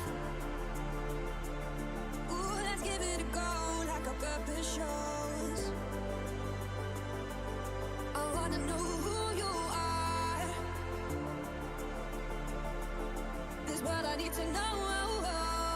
So take my hand and let our fears go. Take me to your jungle, where the rain is warm and the birds fly. Take me to your kingdom. Yeah, take me to the, yeah, take me to the. Take me to your jungle, where the rain is warm and the birds fly. Take me to your kingdom. Yeah, take me to the jungle, jungle.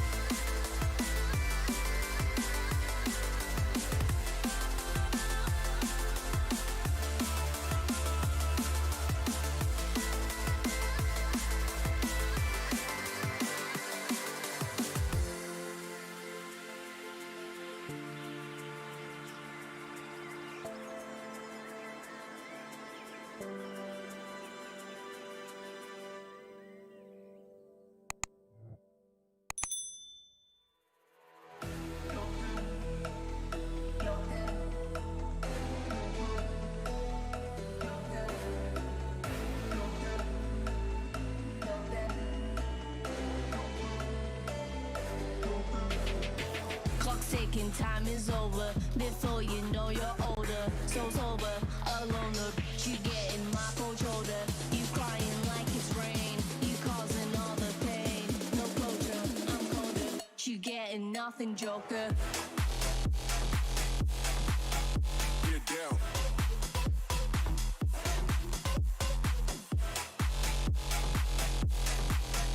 Get up. You getting nothing, Joker.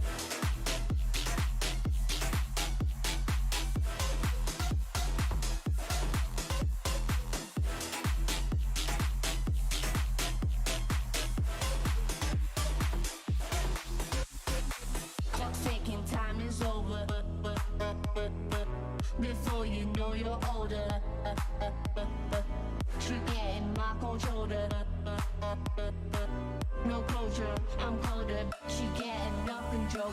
Clock's ticking, time is over. Before you know you're older. So sober, alone, but you getting my cold shoulder. You crying like it's rain. You causing all the pain. No closure, I'm colder. She getting nothing, Joker.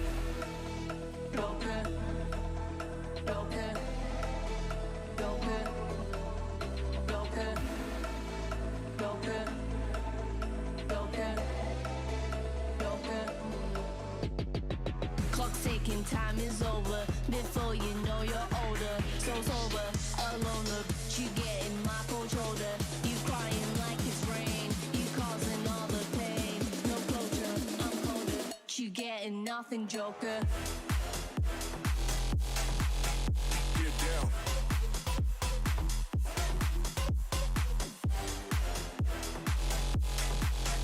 Get up. You getting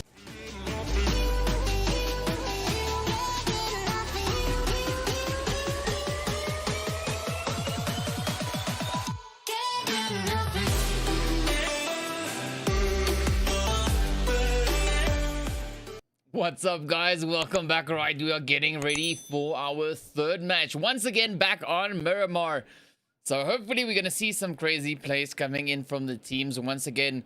And as you mentioned before the break patch here, hopefully the zone is a little bit more lenient with the players and not, not as brutal as we've been seeing it, throughout the past two matches.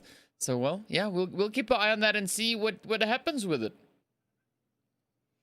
Yeah. If it does be a little bit more lenient, I think the players will have a little bit of a breather, a little bit of a break from the crazy zones. Because I mean, we just set it off right from the get-go, crazy first map, crazy second map. So now we have a chance to maybe slow things down if the zone gives us that opportunity. Otherwise, I mean, if the zone continues to be difficult, that's fine as well. If it continues to keep the teams on their toes and force them to make really difficult moves and really pressurize them, that's fine as well. It causes some of the best performances that we see sometimes. Also, a lot of crazy stuff happens and lots of, I don't know, just wacky stuff across the board. We see a lot of players going out to blue zone, a lot of different things like that. So, yeah, I guess we'll just wait and see if the zone decides to give us any grace as we head in towards the second match here, Miramar. And then, of course, they wrangle after that. So, yeah, I'm hopefully we see the teams clean up the act a little bit, a little bit less mistakes, and just some good performances all around. Yeah, so just strictly waiting for the device here to recover itself. It kind of crashed.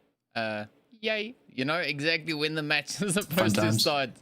Having the game crash is great fun, but fortunately we got Mr. Patchy already in the match.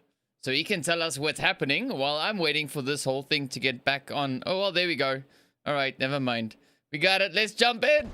There we go. So you can see the flight path coming in there from La Cabrera up in that northern side. And, of course, heading straight over towards Impala. All 14 teams in the mix once again. So, let's see where they go. A little bit of a change up with that flight path. So that's always a good thing. Yeah, well... We'll see.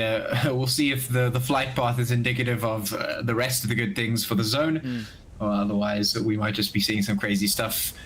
Otherwise, teams heading down in towards the map. Nothing crazy going to be dropping. Hopefully, we see a couple of early fights. Maybe I'm seeing a few teams take a similar direction, and zone going down towards the sort of south. So that's a little bit more standard what we're used to on this particular map. So the teams should be feeling a little bit a-okay for the time being. It's really only one or two teams that are sort of outside of the zone for the moment that need to make their way on in.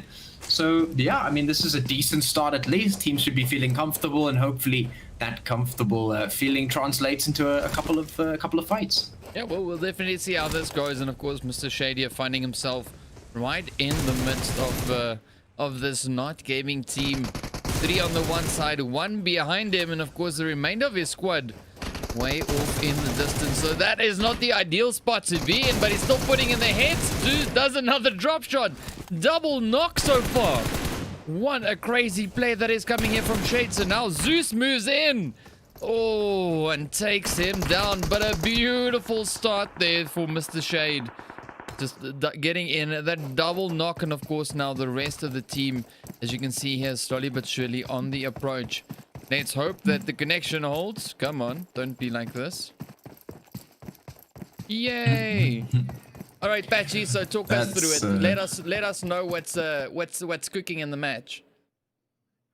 Well, the first thing that I want to say is this is a similar mistake to the first thing that we saw from Spaza, in the fact that they weren't all together. I mean, this team could do so much. We've seen them do so much together, but they don't seem to be together when they initiate their attacks. And this is the third time that we've seen it happen. And yeah, Shady with a good start, but I mean, you need the rest of your team as backup. You can't 1v4. As fun as it is to try and, flex on your opponents, you want the backup of your squad, if you're going to go in for it. And they could have definitely done this. Yeah. I mean, Spaza could have definitely easily taken out Not Gaming here if they had all been together. But now with Shade gone already back to the lobby, Spaza finds himself 1 player down, 3 players up. And they are here in the compound just across from Not Gaming, but they're not pushing up. And that's because they don't really have the momentum to do so. Not Gaming, they've got all their players on the board. They're sitting quite happily in this compound. They have some decent control. And Spaza's now on the back foot. So, yeah, that's a little bit sad to see. Yeah. Hopefully, maybe we'll see continued engagement. Maybe if Spaza can get a quick knock in towards Not Gaming, then they can go in for the push and try and siege them out. But I mean, yeah, that's just an unfortunate start there for Spaza. Definitely could have been a little bit better. But yeah, aside from that, the rest of the map looking pretty spread out between all the teams. Everything's A-okay in that regard. We do have Vibe in the mix with Odyssey down in Los Leones, but other than that, yeah, everything looking just a little bit more of a slower pace, so the teams have a bit of time to breathe. Yeah, we're not seeing any crazy moves just yet, aside from the bit of action that we had there. Of course, up in El Pozo between those players there from Not Gaming and, of course, the team from Spaza. And, well, we also haven't really seen any action coming in Los between Vibe and Odyssey. Both the teams are, we usually see them, situated in the very similar positions that we find them in at the current moment. And, it's very rare that we see them actually start taking engagements with each other while they are there. And I think at this time, or by this time rather, both teams are well aware of each other's position. They know that, so I'm pretty sure that the one team knows the other one is dropping in the same area, because they've been doing the same thing for, how many games? How many weeks? Yeah. So that's one thing I'd like to see, is I'd love to see the teams actually start, pushing up in that Los Leones area, regardless of where the zone is, because there's always some great potential there. 4 players per side dropping in, and we're not seeing that action really happening right there just yet. But well, that's something we can wish for. Maybe something we'll see come in the finals. But of course, for now, in our last week of regular gameplay, not that there's going to be any difference in next week's 4 matches. Just the title that changes a little bit. But I mean, yeah, essentially that is what the teams are battling it out for, to see what's going to happen at the end of the finals. This is basically like a 4-week final. We're on the 3rd week of the finals. We've got 1 more week to go, and then it is finally finaled. It's finally the finals. Yes, the finale, the grande finale. So let's see what this team's going to be doing. Hopefully, we'll see some more hits now coming in there from Mr. Coco from Zeus's side. Really good positioning, though. I mean, really working this arena that they've got here. 3 of these players, in fact, sitting quite pretty in this here in the arena. The shots flying in, and well, also now the players there from Spaza really playing the area pretty well. Actually positioning themselves in a pretty good spot. You can see True right here in the blue bottom, just popping out or peeking out of that window rather. If he was popping out, he would have gotten shot, but of course just knocks the doors down. Let's see whether or not he'll be able to find any of those hits on the Not Gaming team. Yeah, Spaza's setup has to be good here, because with a man down, obviously they got to find some way to get the best of the team. And True taking a couple of shots there, has been spotted out, has to reposition, and they've got to make sure they don't get wrapped around, because slowly Not Gaming is also getting their setup ready, looking for the fight. We'll see who gets the first hits. True taking some more damage, but he does manage to put quite a bit in across to Not Gaming. No one's gone down just yet, though. But if they find somewhere, if they find a leg up, they could potentially commit to it and maybe push for the win. We'll see. They're going to have to do it at some stage. And in the meantime, the eXile's putting some shots in towards Vibe. That's happening in the middle of the map, actually, where a lot of teams are now congregating, which is quite good to see. Yeah, no, it's definitely starting to heat up right there. And of course, we're waiting to see what's going to happen between the players here from Spaza and, of course, Not Gaming. Are they going to wrap it up and try and move on up in towards that central part of the zone, as we see most of the other teams doing? They also have the blue zone on the approach. You can see they're not in zone just yet. You know, they're about like 460, 500 meters out. So they can't stay in here for too long.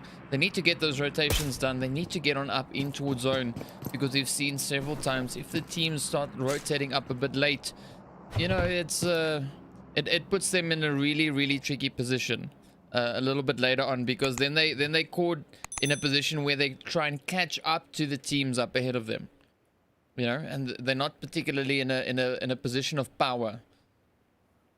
Ooh, but speaking of which, Mr. Berserk just goes ham right there on the Yo-Yo Traitor. That is what we want to see, the action unfolding. And of course now we got True just circling around the back. And I'm wondering where Coco is. Haven't seen Coco for a little while. Oh, Coco's sitting all the way at the back, holding up in that northern side, and down goes True now. Jagger actually moves in, gets those hits in, and of course gets the thirst. There we go. That is what we want. But of course now the players here from Spaza, they need to get on up in towards zone. So you can see Coco off in the distance there. Ooh, Odyssey and Gun now going at each other's throats. Let's see, will they be able to wrap this up? Because, I mean, there's still action.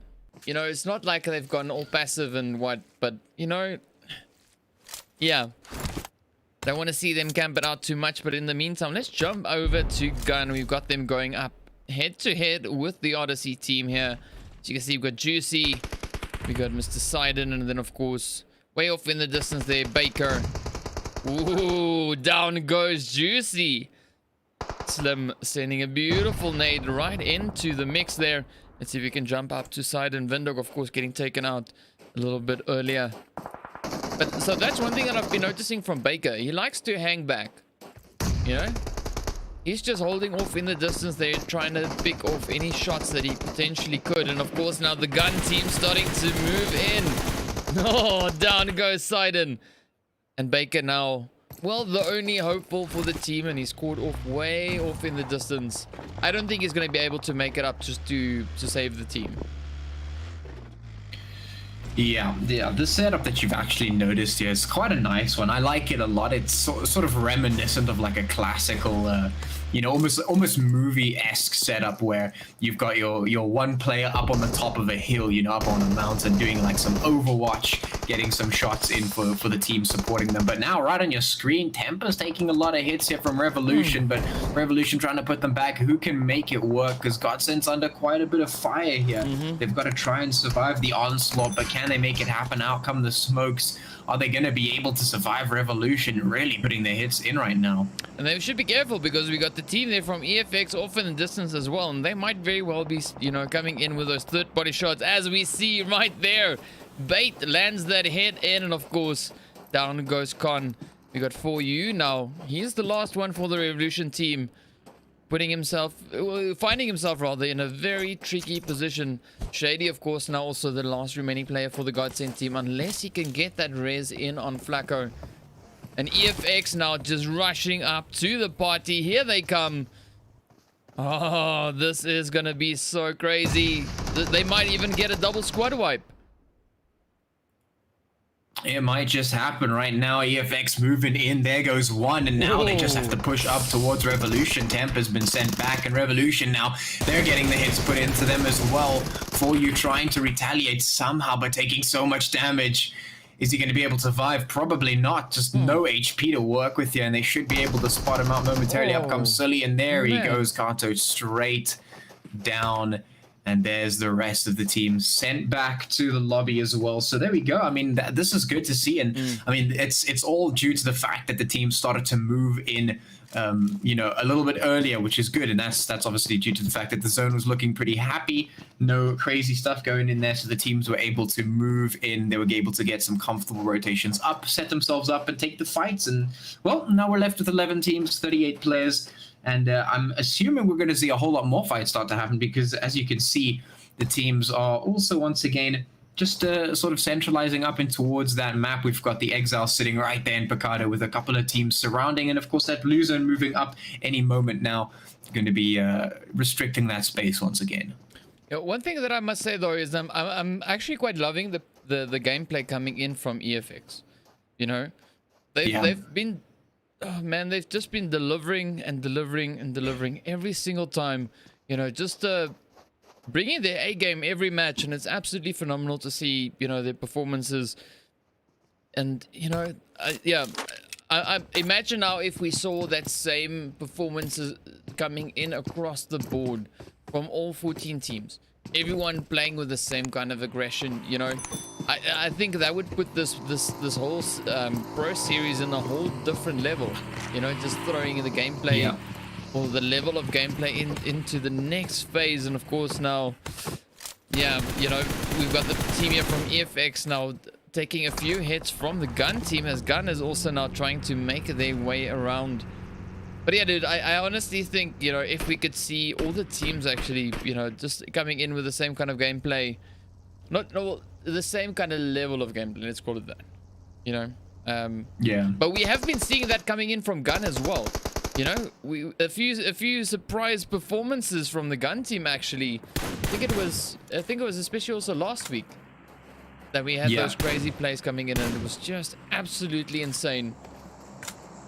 Yeah. Yeah.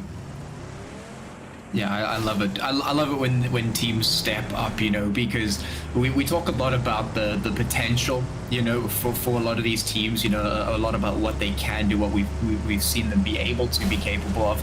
But it's very rare that you see a team like step up beyond that and actually just really just surprise the heck out of everyone with some insane performances. But it's absolutely wonderful when that happens, because you know that spark is like sitting in there dormant until the right moment awakens, and then the players and the teams just go absolutely nuts, do something crazy, and really just I mean just do something like we don't expect, which is super awesome to see. So yeah, I mean, if we could see a little bit more of that, it would be cool. But obviously, too much of it is, well, too much of anything is never a good thing. So you gotta wait. Maybe we'll see it coming out in the finals potentially. Who knows? But for the moment, we've got a Vibe. We've got Gun, EFX, and Mars up towards the east. We've got Outsiders, 4KT, and Not Gaming moving in from the west. We've got the Exiles and the Dragons in the middle. So, well, you can see right here, EFX and Gun going at it a little bit. Sitting right up here with the hill to challenge. We'll see if any of the team support comes through. They're looking for it, and Gun's HP bars are pretty low, so this might be an interesting fight. Yeah, and we also see Vibe coming in the distance there.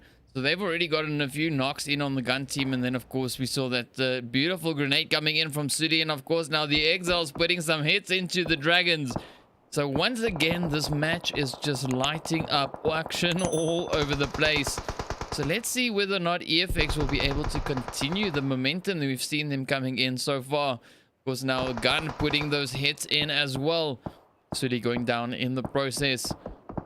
I mean, a lot of action. There's no shortage of that whatsoever here today. As you can see, a few teams sitting over in that western side, but of course, a big concentration of them just battling it out in the east. Yeah, we'll see where that goes. Obviously, the majority of the fighting that we're seeing at the moment happening there in the east, as you say, EFX and Gun right here. We've got Vibe also pretty close. You can see there off in the distance who might just be able to come in for the moment. Of course, the shots just coming through. Sully's already down. Andrew's low. In the meantime, the Exile's actually going to be fighting there with the Dragons happening in the middle of the zone. So that's going to be happening there. As you say, no shortage of fights coming in. Mars also moving on up, going to make things difficult for EFX. Now this is looking interesting. This is looking like it could go pretty much any way. And now the Mini 14 coming out for Zane, putting some hits in towards Vibe as well. So things are just, things are just flying flying across the zone right now. Yeah, no, this is absolutely insane. Action coming in from all directions.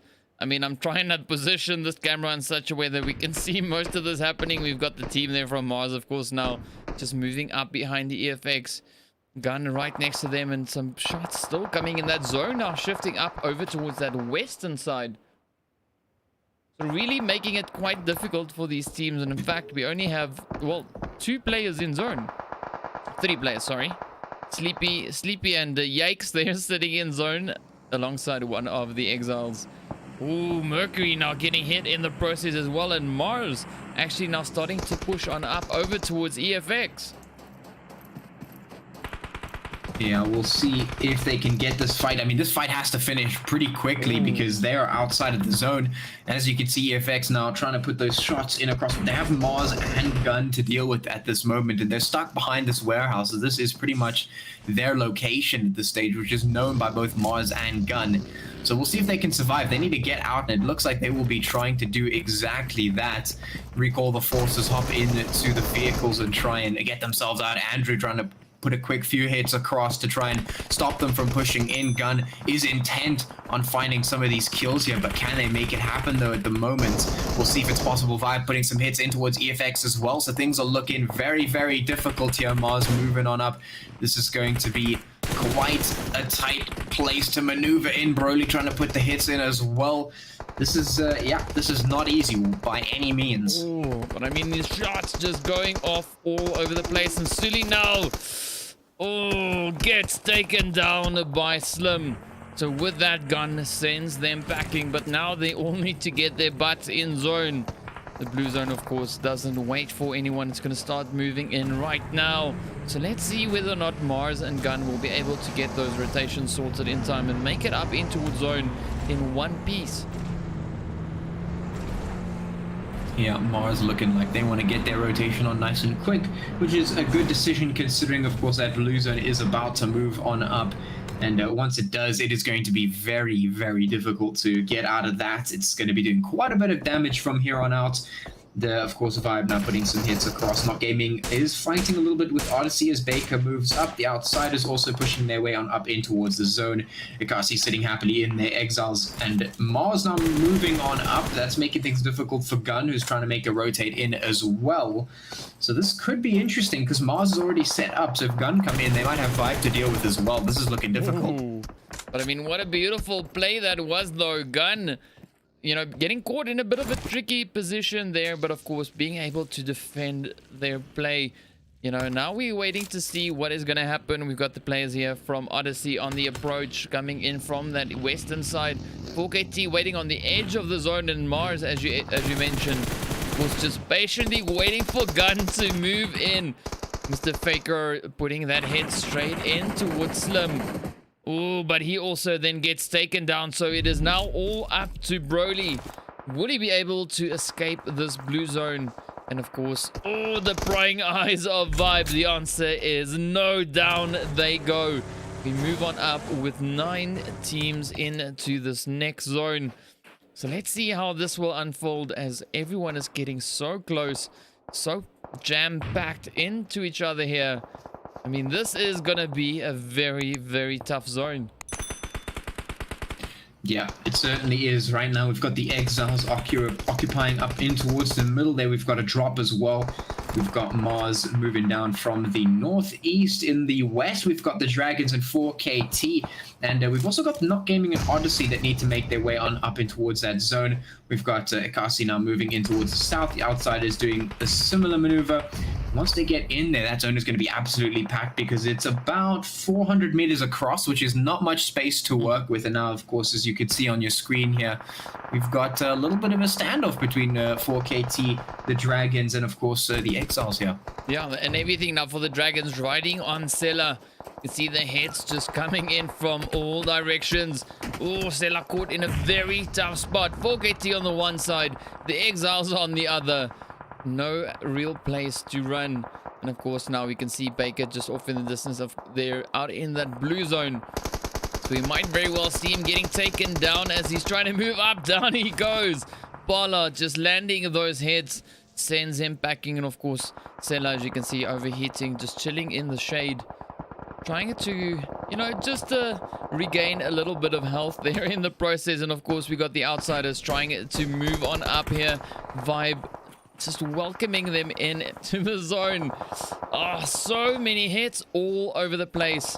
Let's see, will Pronto and Zero be able to hold up against the team from Vibe as they keep on pushing? Ooh. Yeah, this is not going to be easy whatsoever, because no matter which way you spin it, these teams are still going to have to move up into the zone, which is looking like a difficult enough task as it is. But Vibe tussling with the outsiders, some Mars hits coming through, some Ekasi hits coming through. I mean, this is nuts. All these teams just putting the hits on in. We'll see if any of these teams can survive at the moment. You can see Ekasi struggling to survive here, but they're putting the hits in and they're getting those thirsts as well, knocking out player after player here. 4KT on their last limbs. But, well, Exiles and Dragons have zone control at the moment. It's about 200 meters across. There's not much room to play with Vibe, and the outsiders still going up against one another here, still putting the fight in. Rasta trying to put the shots into Yakes. He's going to go down. Swave is the next to fall as Mars is challenging. Look at this. It's absolutely nuts. All over the place, these shots are flying. Yeah, no, this is absolutely insane. A lot of action just taking place throughout this whole match, and it's just head after head. Sela now once again the last hopeful, trying to get that res in on Blade so he doesn't go into this fight all by his lonesome. And of course now the Exile sending those nades across, and down they go. That was the nail in the coffin. With that, the players there from the Dragons get sent on off into the lobby. Oh, the outsiders just get absolutely demolished by that blue zone.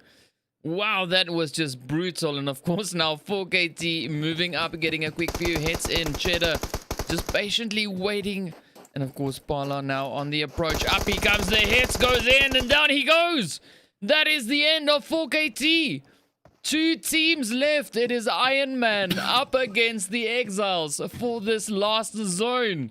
Wow, 3 players. It is Cheddar and Zane up against Iron Man coming in. Let's see, will Iron Man be able to sneak in and get that clutch play? Or will it come in from the Exiles?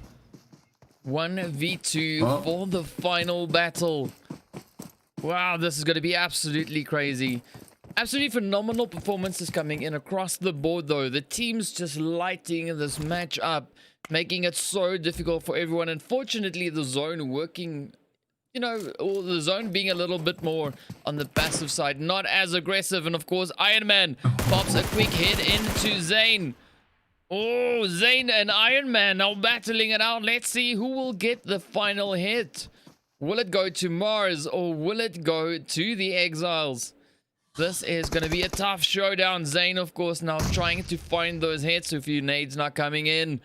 Iron Man just utilizing that tree, making as much use of it as he can. Now trying to sneak on up through the smoke. Will he get the jump on Zane?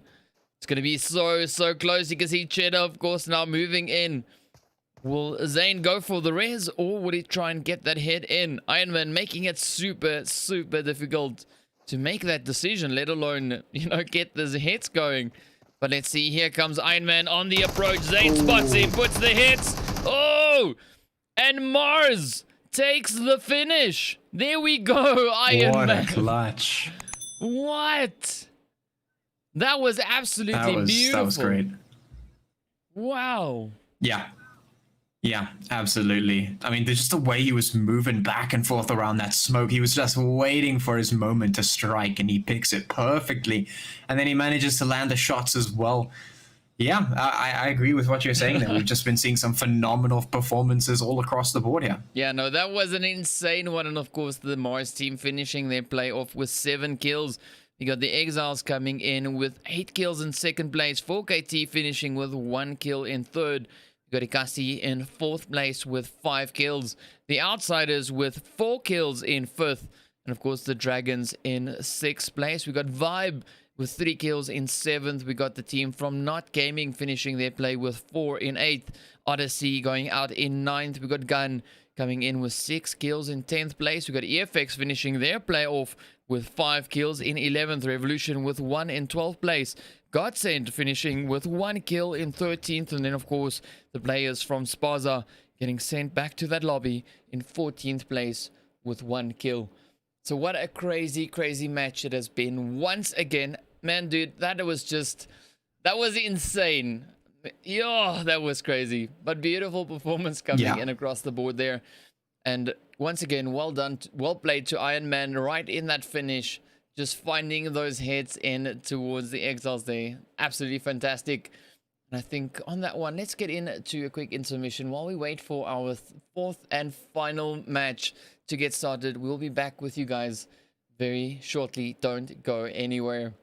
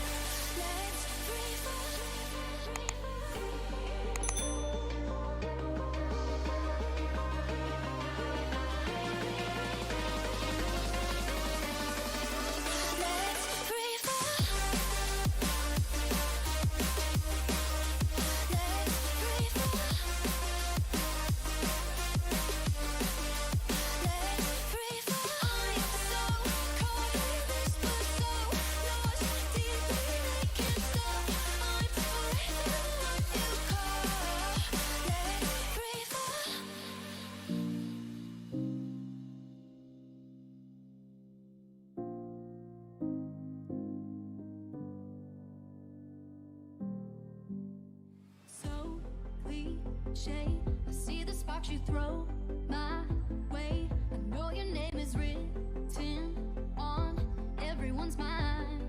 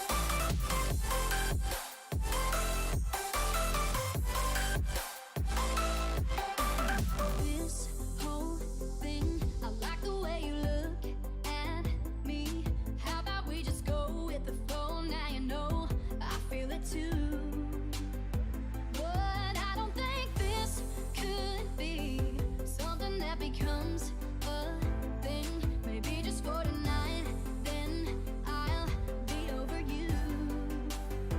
But when you got close to me, you had me falling so hard, baby, yeah, now I get it, you got heads turning, and you don't even try. Well, would you look at that, my glass is empty, how about I get another drink, baby, okay, I get it, you got fire burning, right there in your eyes, oh yeah.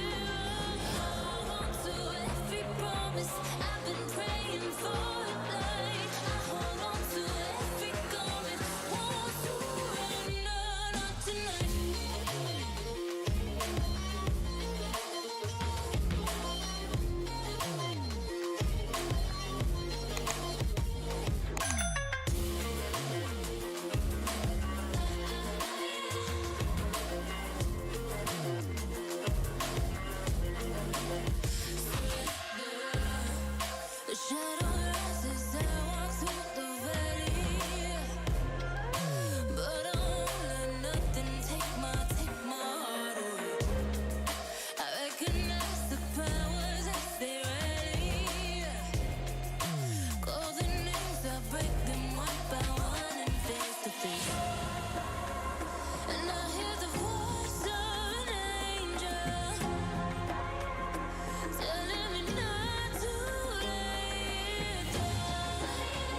And I feel the spirit guiding, telling me not to give up. Hold on to every promise I've been praying for tonight. I hold on to every garment, won't surrender, not tonight.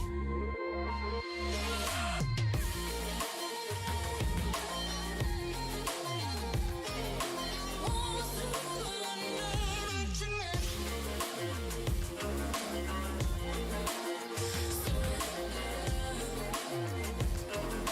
Won't surrender, not tonight.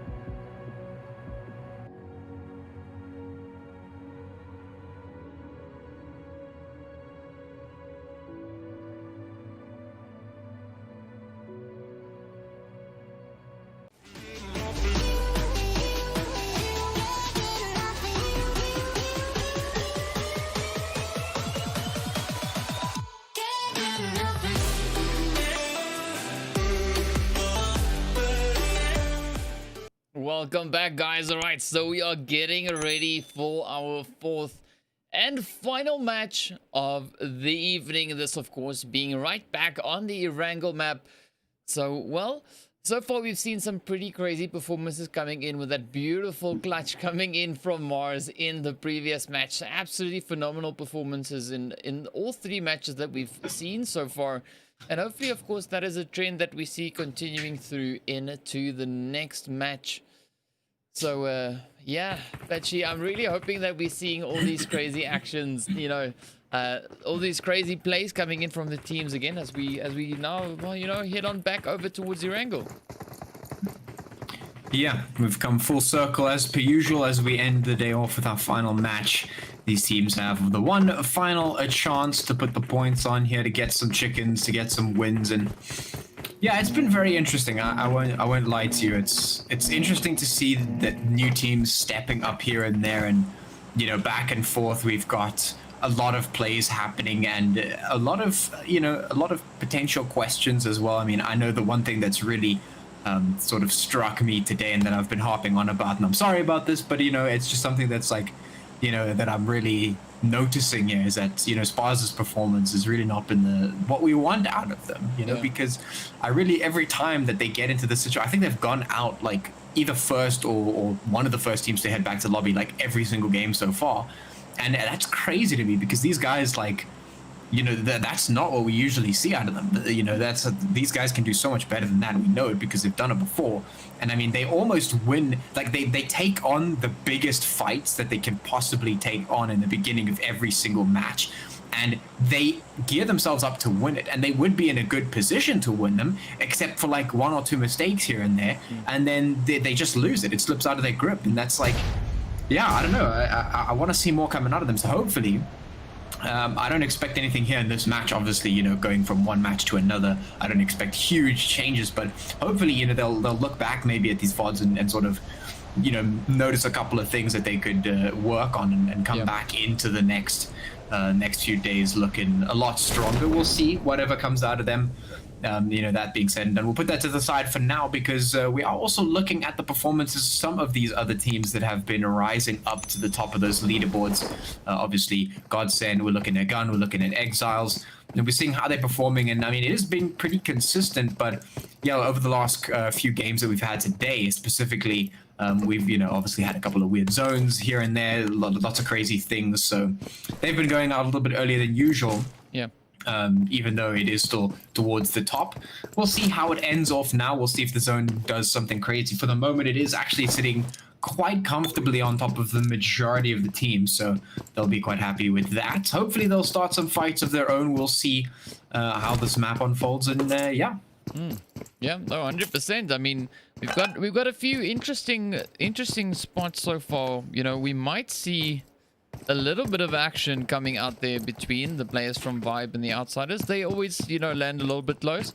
But now, of course, Mr. Faker over here, mixing it up a little bit. He's dropping very close to Pajinki, where we, of course, find the eXiles, you know, in their usual or their natural habitat. Let's call them that. We see the Odyssey team also now heading up in towards their natural habitat, which is, of course, the Yasnaya area. And, well, EFX heading up in towards Saverni. So this is actually a pretty decent zone that we've got here for the teams. Slightly over towards the western side, but not really too crazy. It's actually got several parts of this map, you know, accessible to the teams. And, of course, you can see them all in their favorite positions. We got Gun, of course, over in the Quarry region. We've got the players there from Revolution on that far western side. The Dragons up in South George. We got 4KT in the Georgiapol crate. In the Georgiapol crates. There we go. I got confused there for a second. Ekasi sitting in Gadka. We got the players from Spaza, of course, over in that Sosnovka range. We got the team from GODSENT in Farm, Vibe in School, the Outsiders in Rozok, Mars in Watertown. Well, and yeah, I think that's pretty much everyone. And well, we got the players there from Not Gaming, of course, in their lovely, interesting split that they've got going there as well. Yeah, nothing crazy happening right now. That's because the zone is looking pretty happy. The flight path was pretty good as well. Nothing too spicy.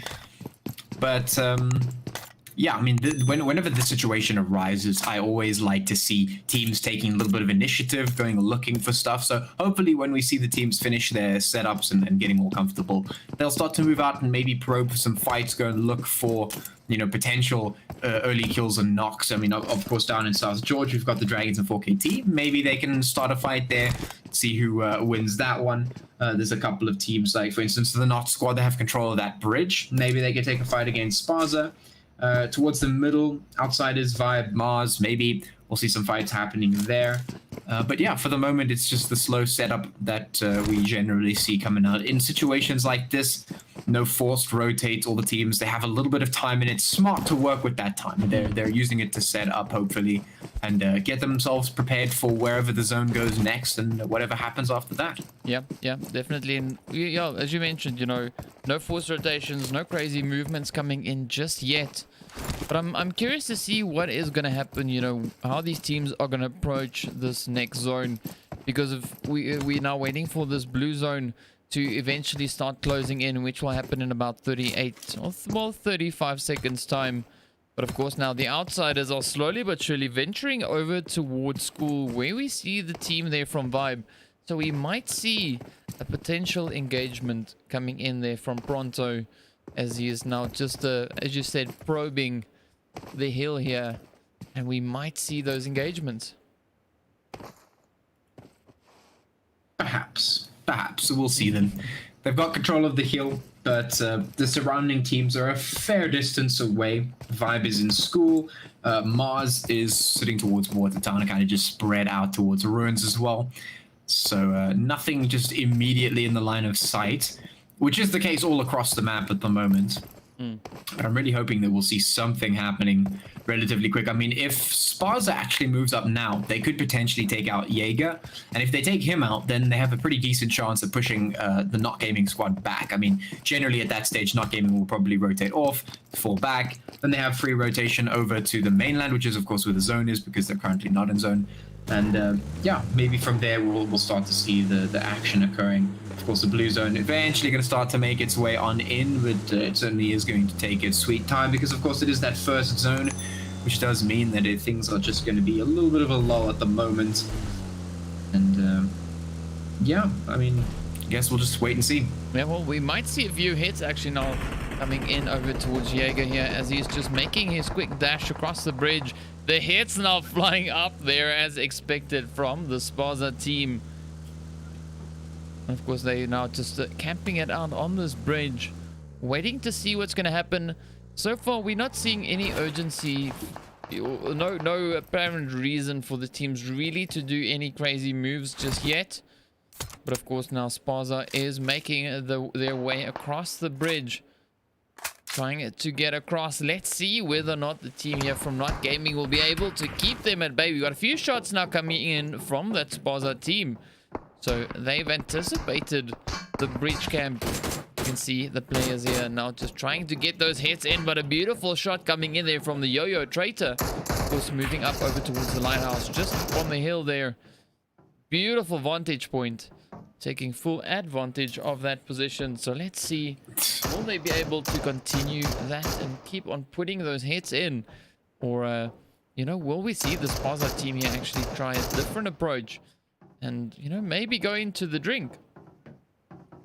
Yeah, this is actually the best setup, or one of the best setups for bridge camping here from Not Gaming. They've got some good presence towards the bridge itself, but they've also got Yo-Yo all the way up there towards the lighthouse, providing some really key overwatch. I mean, that's huge. That overwatch is going to give them a lot of information. It's going to give them some potential damage as well, maybe even a pick or two.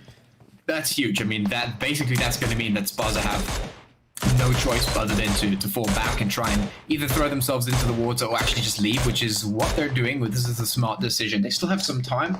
They can go all the way to the eastern bridge, move up on that side, and they can pretty much clear themselves no problem. So yeah, that's the piece going to be coming out. A good camp coming out from the Not Gaming squad. They're going to force Spaza to rotate away. Unfortunately for them, not going to get anything.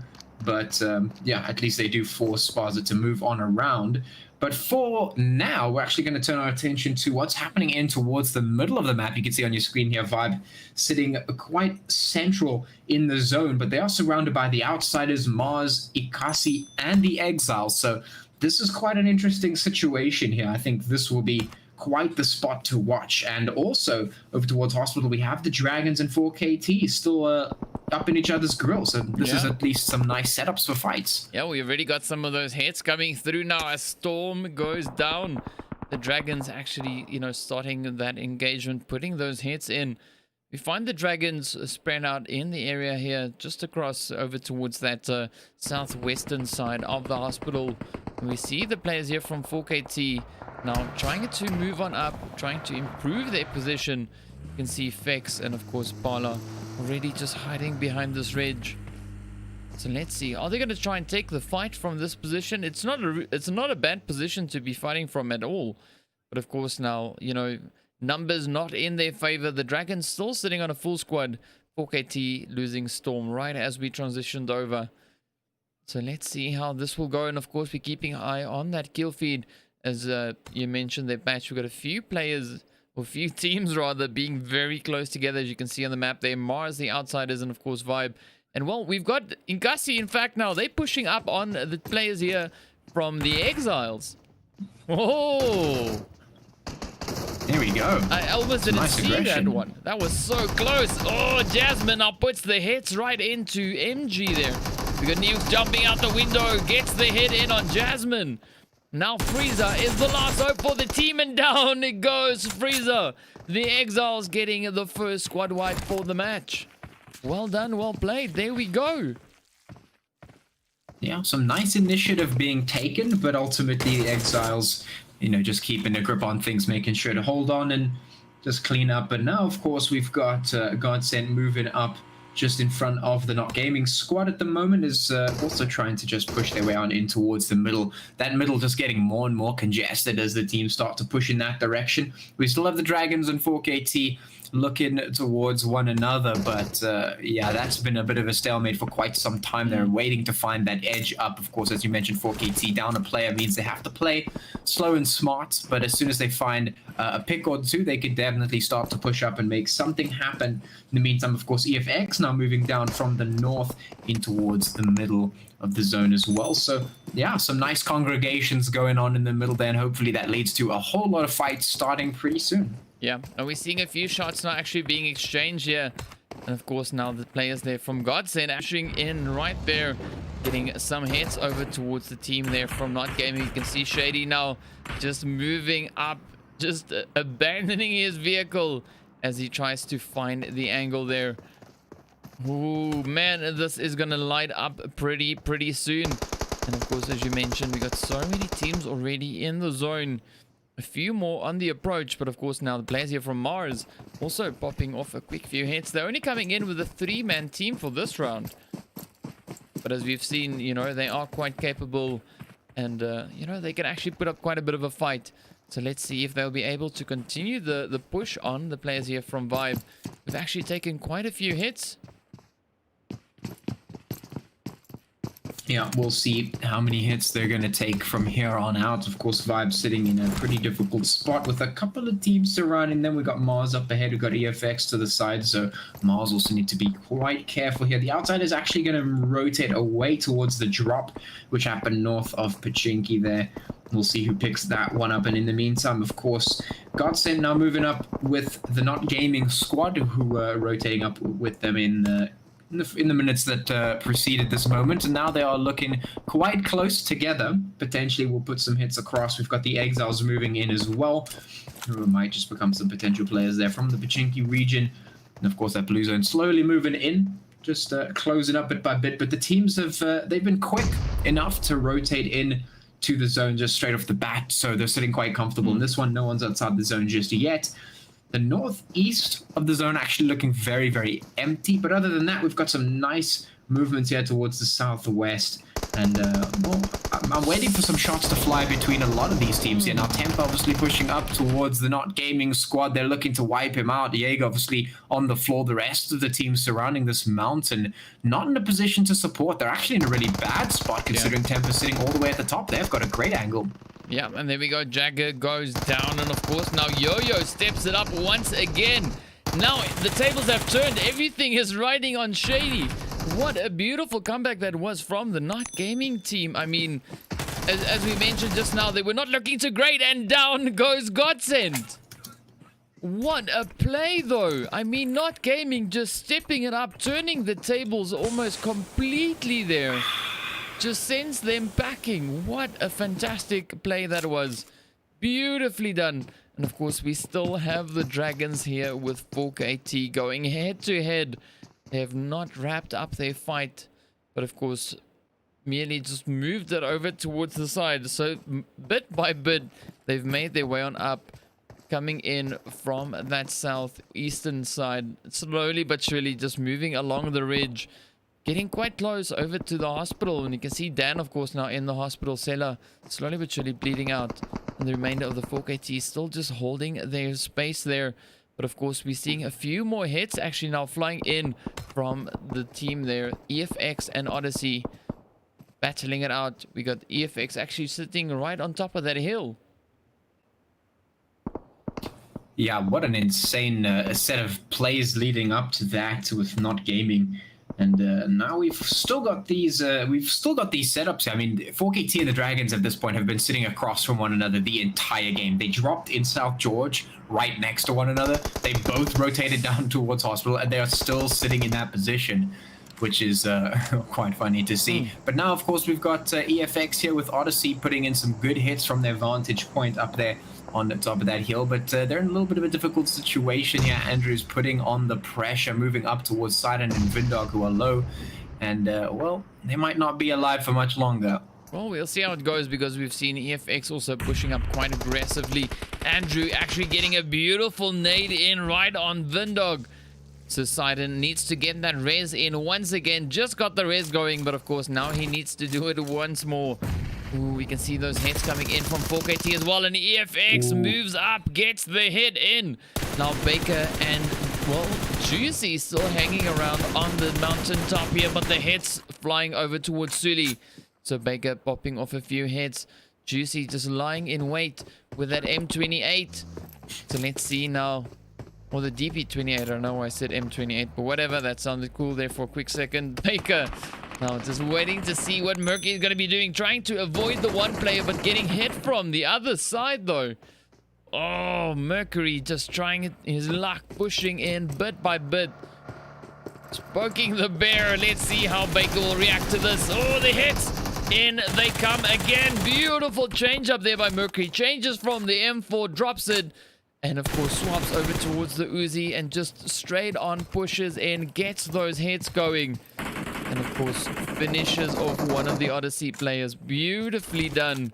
That is what we love to see. And of course Juicy now having no other option other than to try and rotate away and try a different approach into that zone. As you can see Juicy now moving up towards that ruins.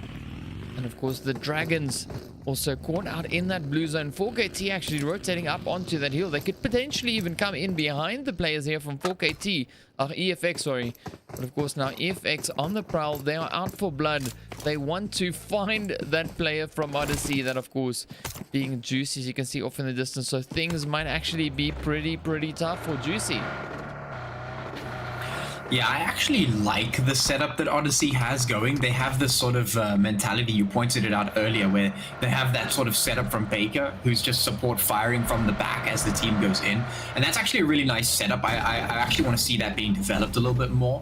But unfortunately for them, if that covering fire is not absolute, then it really becomes a bit of a spotty one to try and support your teammates down there. And that's exactly what we saw Odyssey getting their two players down towards the front line, getting wiped out. The support not able to come in to save them, and yeah, well, they just got pretty much wiped out, almost every single one of them. Juicy, of course, trying to run away, and for the meantime, Revolution putting some serious shots in there towards 4KT, and I do believe they've just been sent out as well. Well, almost. Fix is still in it. He's moving in. Revolution on their last player.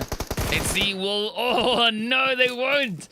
4KT sneaks up and gets the hit in. Fex just taking out the whole squad. Beautifully played. Fantastic wipe coming in right there. Beautifully clutched. And of course, we've got the eXiles now going up against the players here from Spaza. Let's see how they fare. We've got Mr. Shade now just trying to get this quick res in on Coco. And of course, up comes the eXiles moving in. Cheddar just quickly checking the corner there, making sure there's no one there, but the shots now starting to fly up once again. Cheddar and Nukes just waiting. We got Zane and MG, of course, right there for some support as well. The hits comes in. Down goes Coco. Shade the next one up. Will he get it? No, down he goes.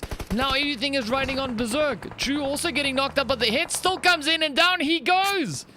The eXiles find the hits. Sends Spaza backing, and of course now we see the players here from the outsiders moving in on their position as well, trying to capitalize on that third party that they could potentially get in. Man, what is it with Spaza just challenging these huge teams? They're like, they don't want to pick at the morsels. They're like, no, we're not gonna fight the scrap. We're gonna go right to the top. We're gonna fight the Titans. We're just gonna find the first team that's just like absolutely dominates half the time, and we're just going to challenge them. Well, it doesn't really work out for them. So unfortunately, they will be heading back into the lobby. Now we've got our 10 remaining teams in Vibe, putting the hits in towards the outsiders here. The eXiles also starting to move up, so they're a bit sandwiched. The outsiders need to be careful here. And of course now Mars up here with EFX towards the north, also going to be exchanging some shots. Ooh. And the zone shifting in slowly. Here comes the hit. Smitty explosions towards Rasta. Yeah, I mean, we've seen some insane plays, but you know, so I take my hat off to Spaza because, you know, they've got the goods to take on the teams, you know. They've got the iron, they got like, you know what, screw it, we're gonna just challenge these guys and just push on up. That's obviously one way of learning, one way of improving your skills, you know. It's going up against these teams, seeing what it takes to go down, and then obviously trying to improve on that, seeing where you went wrong, and then, you know, trying to fix that. And we're actually seeing, you know, a lot of improvement coming in from the teams. We don't necessarily see an immediate, insane amount of improvement, but we've got that steady, you know, progress coming in. You know, the teams are learning from their mistakes. And of course now, well, the outside is just trying to move on up in towards the zone. There you've got Juicy off in the distance. I don't think Juicy's going to make it too far, but of course that red zone is also in play. Fortunately for Juicy, it just stopped. That zone shifting up over towards, well, that northern side, and the shots now coming in from Vibe. They're also putting in some pretty crazy shots as well. Yeah, I mean, pretty much all of these teams have been able to put in some pretty crazy shots. And here comes Gun and Vibe just exchanging some shots across the board. Vibe putting them in towards the eXiles. Gun, of course, putting the shots towards the Dragons.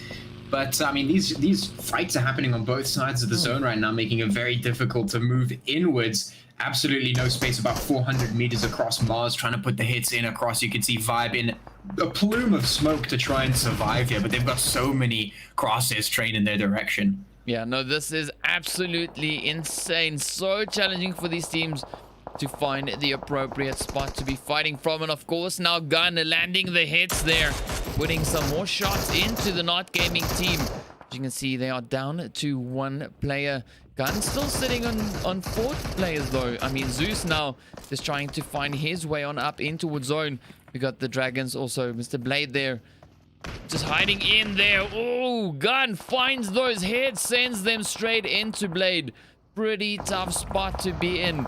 So much action just taking place all over once again. And of course now it is just going absolutely ham right here on the edge. We got Vibe now. Ooh, just trying to survive those shots coming in. You can see the blue zone, of course, doing quite a considerable amount of damage. And down goes Mars. Iron Man doesn't make it up into that final zone. But I mean, this has been a super challenging one, and this is what we were asking for after the first match, is to see the team step it up and give us that performance, and they 100% delivered on that.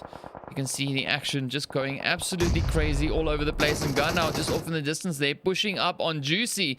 4KT actually putting a few hits in towards the EFX team, and the team here from Vibe. moving up bit by bit, trying to get away from their current position, trying to sneak on up past the eXiles to get on into zone. And Juicy just taking hit after hit. Broly being absolutely relentless, just popping those hits in one after the other. Oh man, this is just crazy plays. 5 teams remaining, 14 players. EFX now trying to position themselves in the zone. 4KT down to 1. Up comes the players there from Vibe, moves in, the hits coming in though. The eXiles just putting those shots in. Oh, Yanks quickly blowing up his vehicle. Let's see. Oh, Cheddar is the last hopeful for the eXiles. Puts a quick thirst into Gunner. And then, of course, there's one more player just up ahead of him. That being Yakes. Just hiding in the tall grass. Puts the shots in. Down he goes. Oh, Cheddar gets taken down as well. EFX moves in. Beautiful third party. And we now have 2 teams, 2 full teams moving into this final zone. EFX up against Gun. Man, absolutely phenomenal performances from both these teams. You know, and that's one of the reasons why Gun is just sitting right there at the top of the leaderboard. Because they've been playing absolutely insanely well. So, yeah. Beautiful, beautiful play. And EFX, of course, is currently sitting in 6th place. But, you know, so this match will definitely help improve their position on that leaderboard. And Sully now getting taken down there by Nerf. Some absolutely insane OP plays coming in here from Nerf as well. Yeah, just like you say, both of these teams have been putting in some really, really good work. And like you said, there's a reason they're sitting all the way at the top of the leaderboard. And I mean, that's just the consistency. Yeah, maybe they don't get the chickens every single time, but man, these guys certainly put in their fair share of chickens, and they also put in a really consistent performance. And that's what puts them in the top every single time. And now we've got a difficult spot as Nerf goes down. Bait gonna put those shots in, so Gun already down a man, and they can't go and rescue him. He's too far away. Now EFX have the upper hand, and they can make this work. If they find just one more, they should be good to go. It should be pretty smooth sailing for them here. Gun has to be super careful. Can they land the return shots? Oh. The answer is yes. They get that hit in on Sully. Now it is a 2v3. Bait, of course, now going up for that race to get it in on Sully. That blue zone closing in. Mercury goes down as well. And it's now Slim. Slim is the last player for the Gun team. You can see him now dropping a few smokes. None of his teammates really close enough to get to. Nerf taking a few hits. Oh, 3 players coming in, and down goes Gun. What a performance that was coming in from EFX, finishing it off with 11 kills. Wow, well done. I mean, that was just absolutely phenomenal. Wow. Yeah, that was hot and spicy. Yeah, I'd have to agree with you on that one. Certainly quite a spicy one. We've had a very interesting set of games today. Some crazy zones in the first 2 or 3 games there. And now to end things out, a very crazy final zone. Some really good performances here from all the teams. Very, very good to see. And yeah, I mean, what else to say other than GG, well played? Yeah, 100%. And of course, let's have a quick look at those scores. We got Gun finishing off with 5 kills in that 2nd place. 4KT with 5 in 3rd place. We got the eXiles finishing with 11 kills in 4th place. Vibe coming in with 5 in 5th. Odyssey in 6th place. We, of course, have the players from Not Gaming finishing with 4 kills in 7th. Mars with 2 kills in 8th place. The Dragons with 1 in 9th. We got the players from the Outsiders in 10th place. We got Spaza in 11th. Revolution with 2 kills in 12th place. We got the players there from GODSENT finishing with 1 kill in 13th place. And, of course, Ekasi finishing up in 14th place. So there we go. There we have it. That is the end of our matches here today. I want to say a big thank you to everyone for watching. Well played to all the teams. And of course, well, yeah, well, thank you to everyone for the birthday wishes in the chat. They really do appreciate that. And of course, that brings us to the end of our matches here for today. I hope you guys enjoyed it as much as we did. And we'll see you back next week when we move into our final day of the Pro Series. So be sure not to miss that. Same time, same place. See you guys later.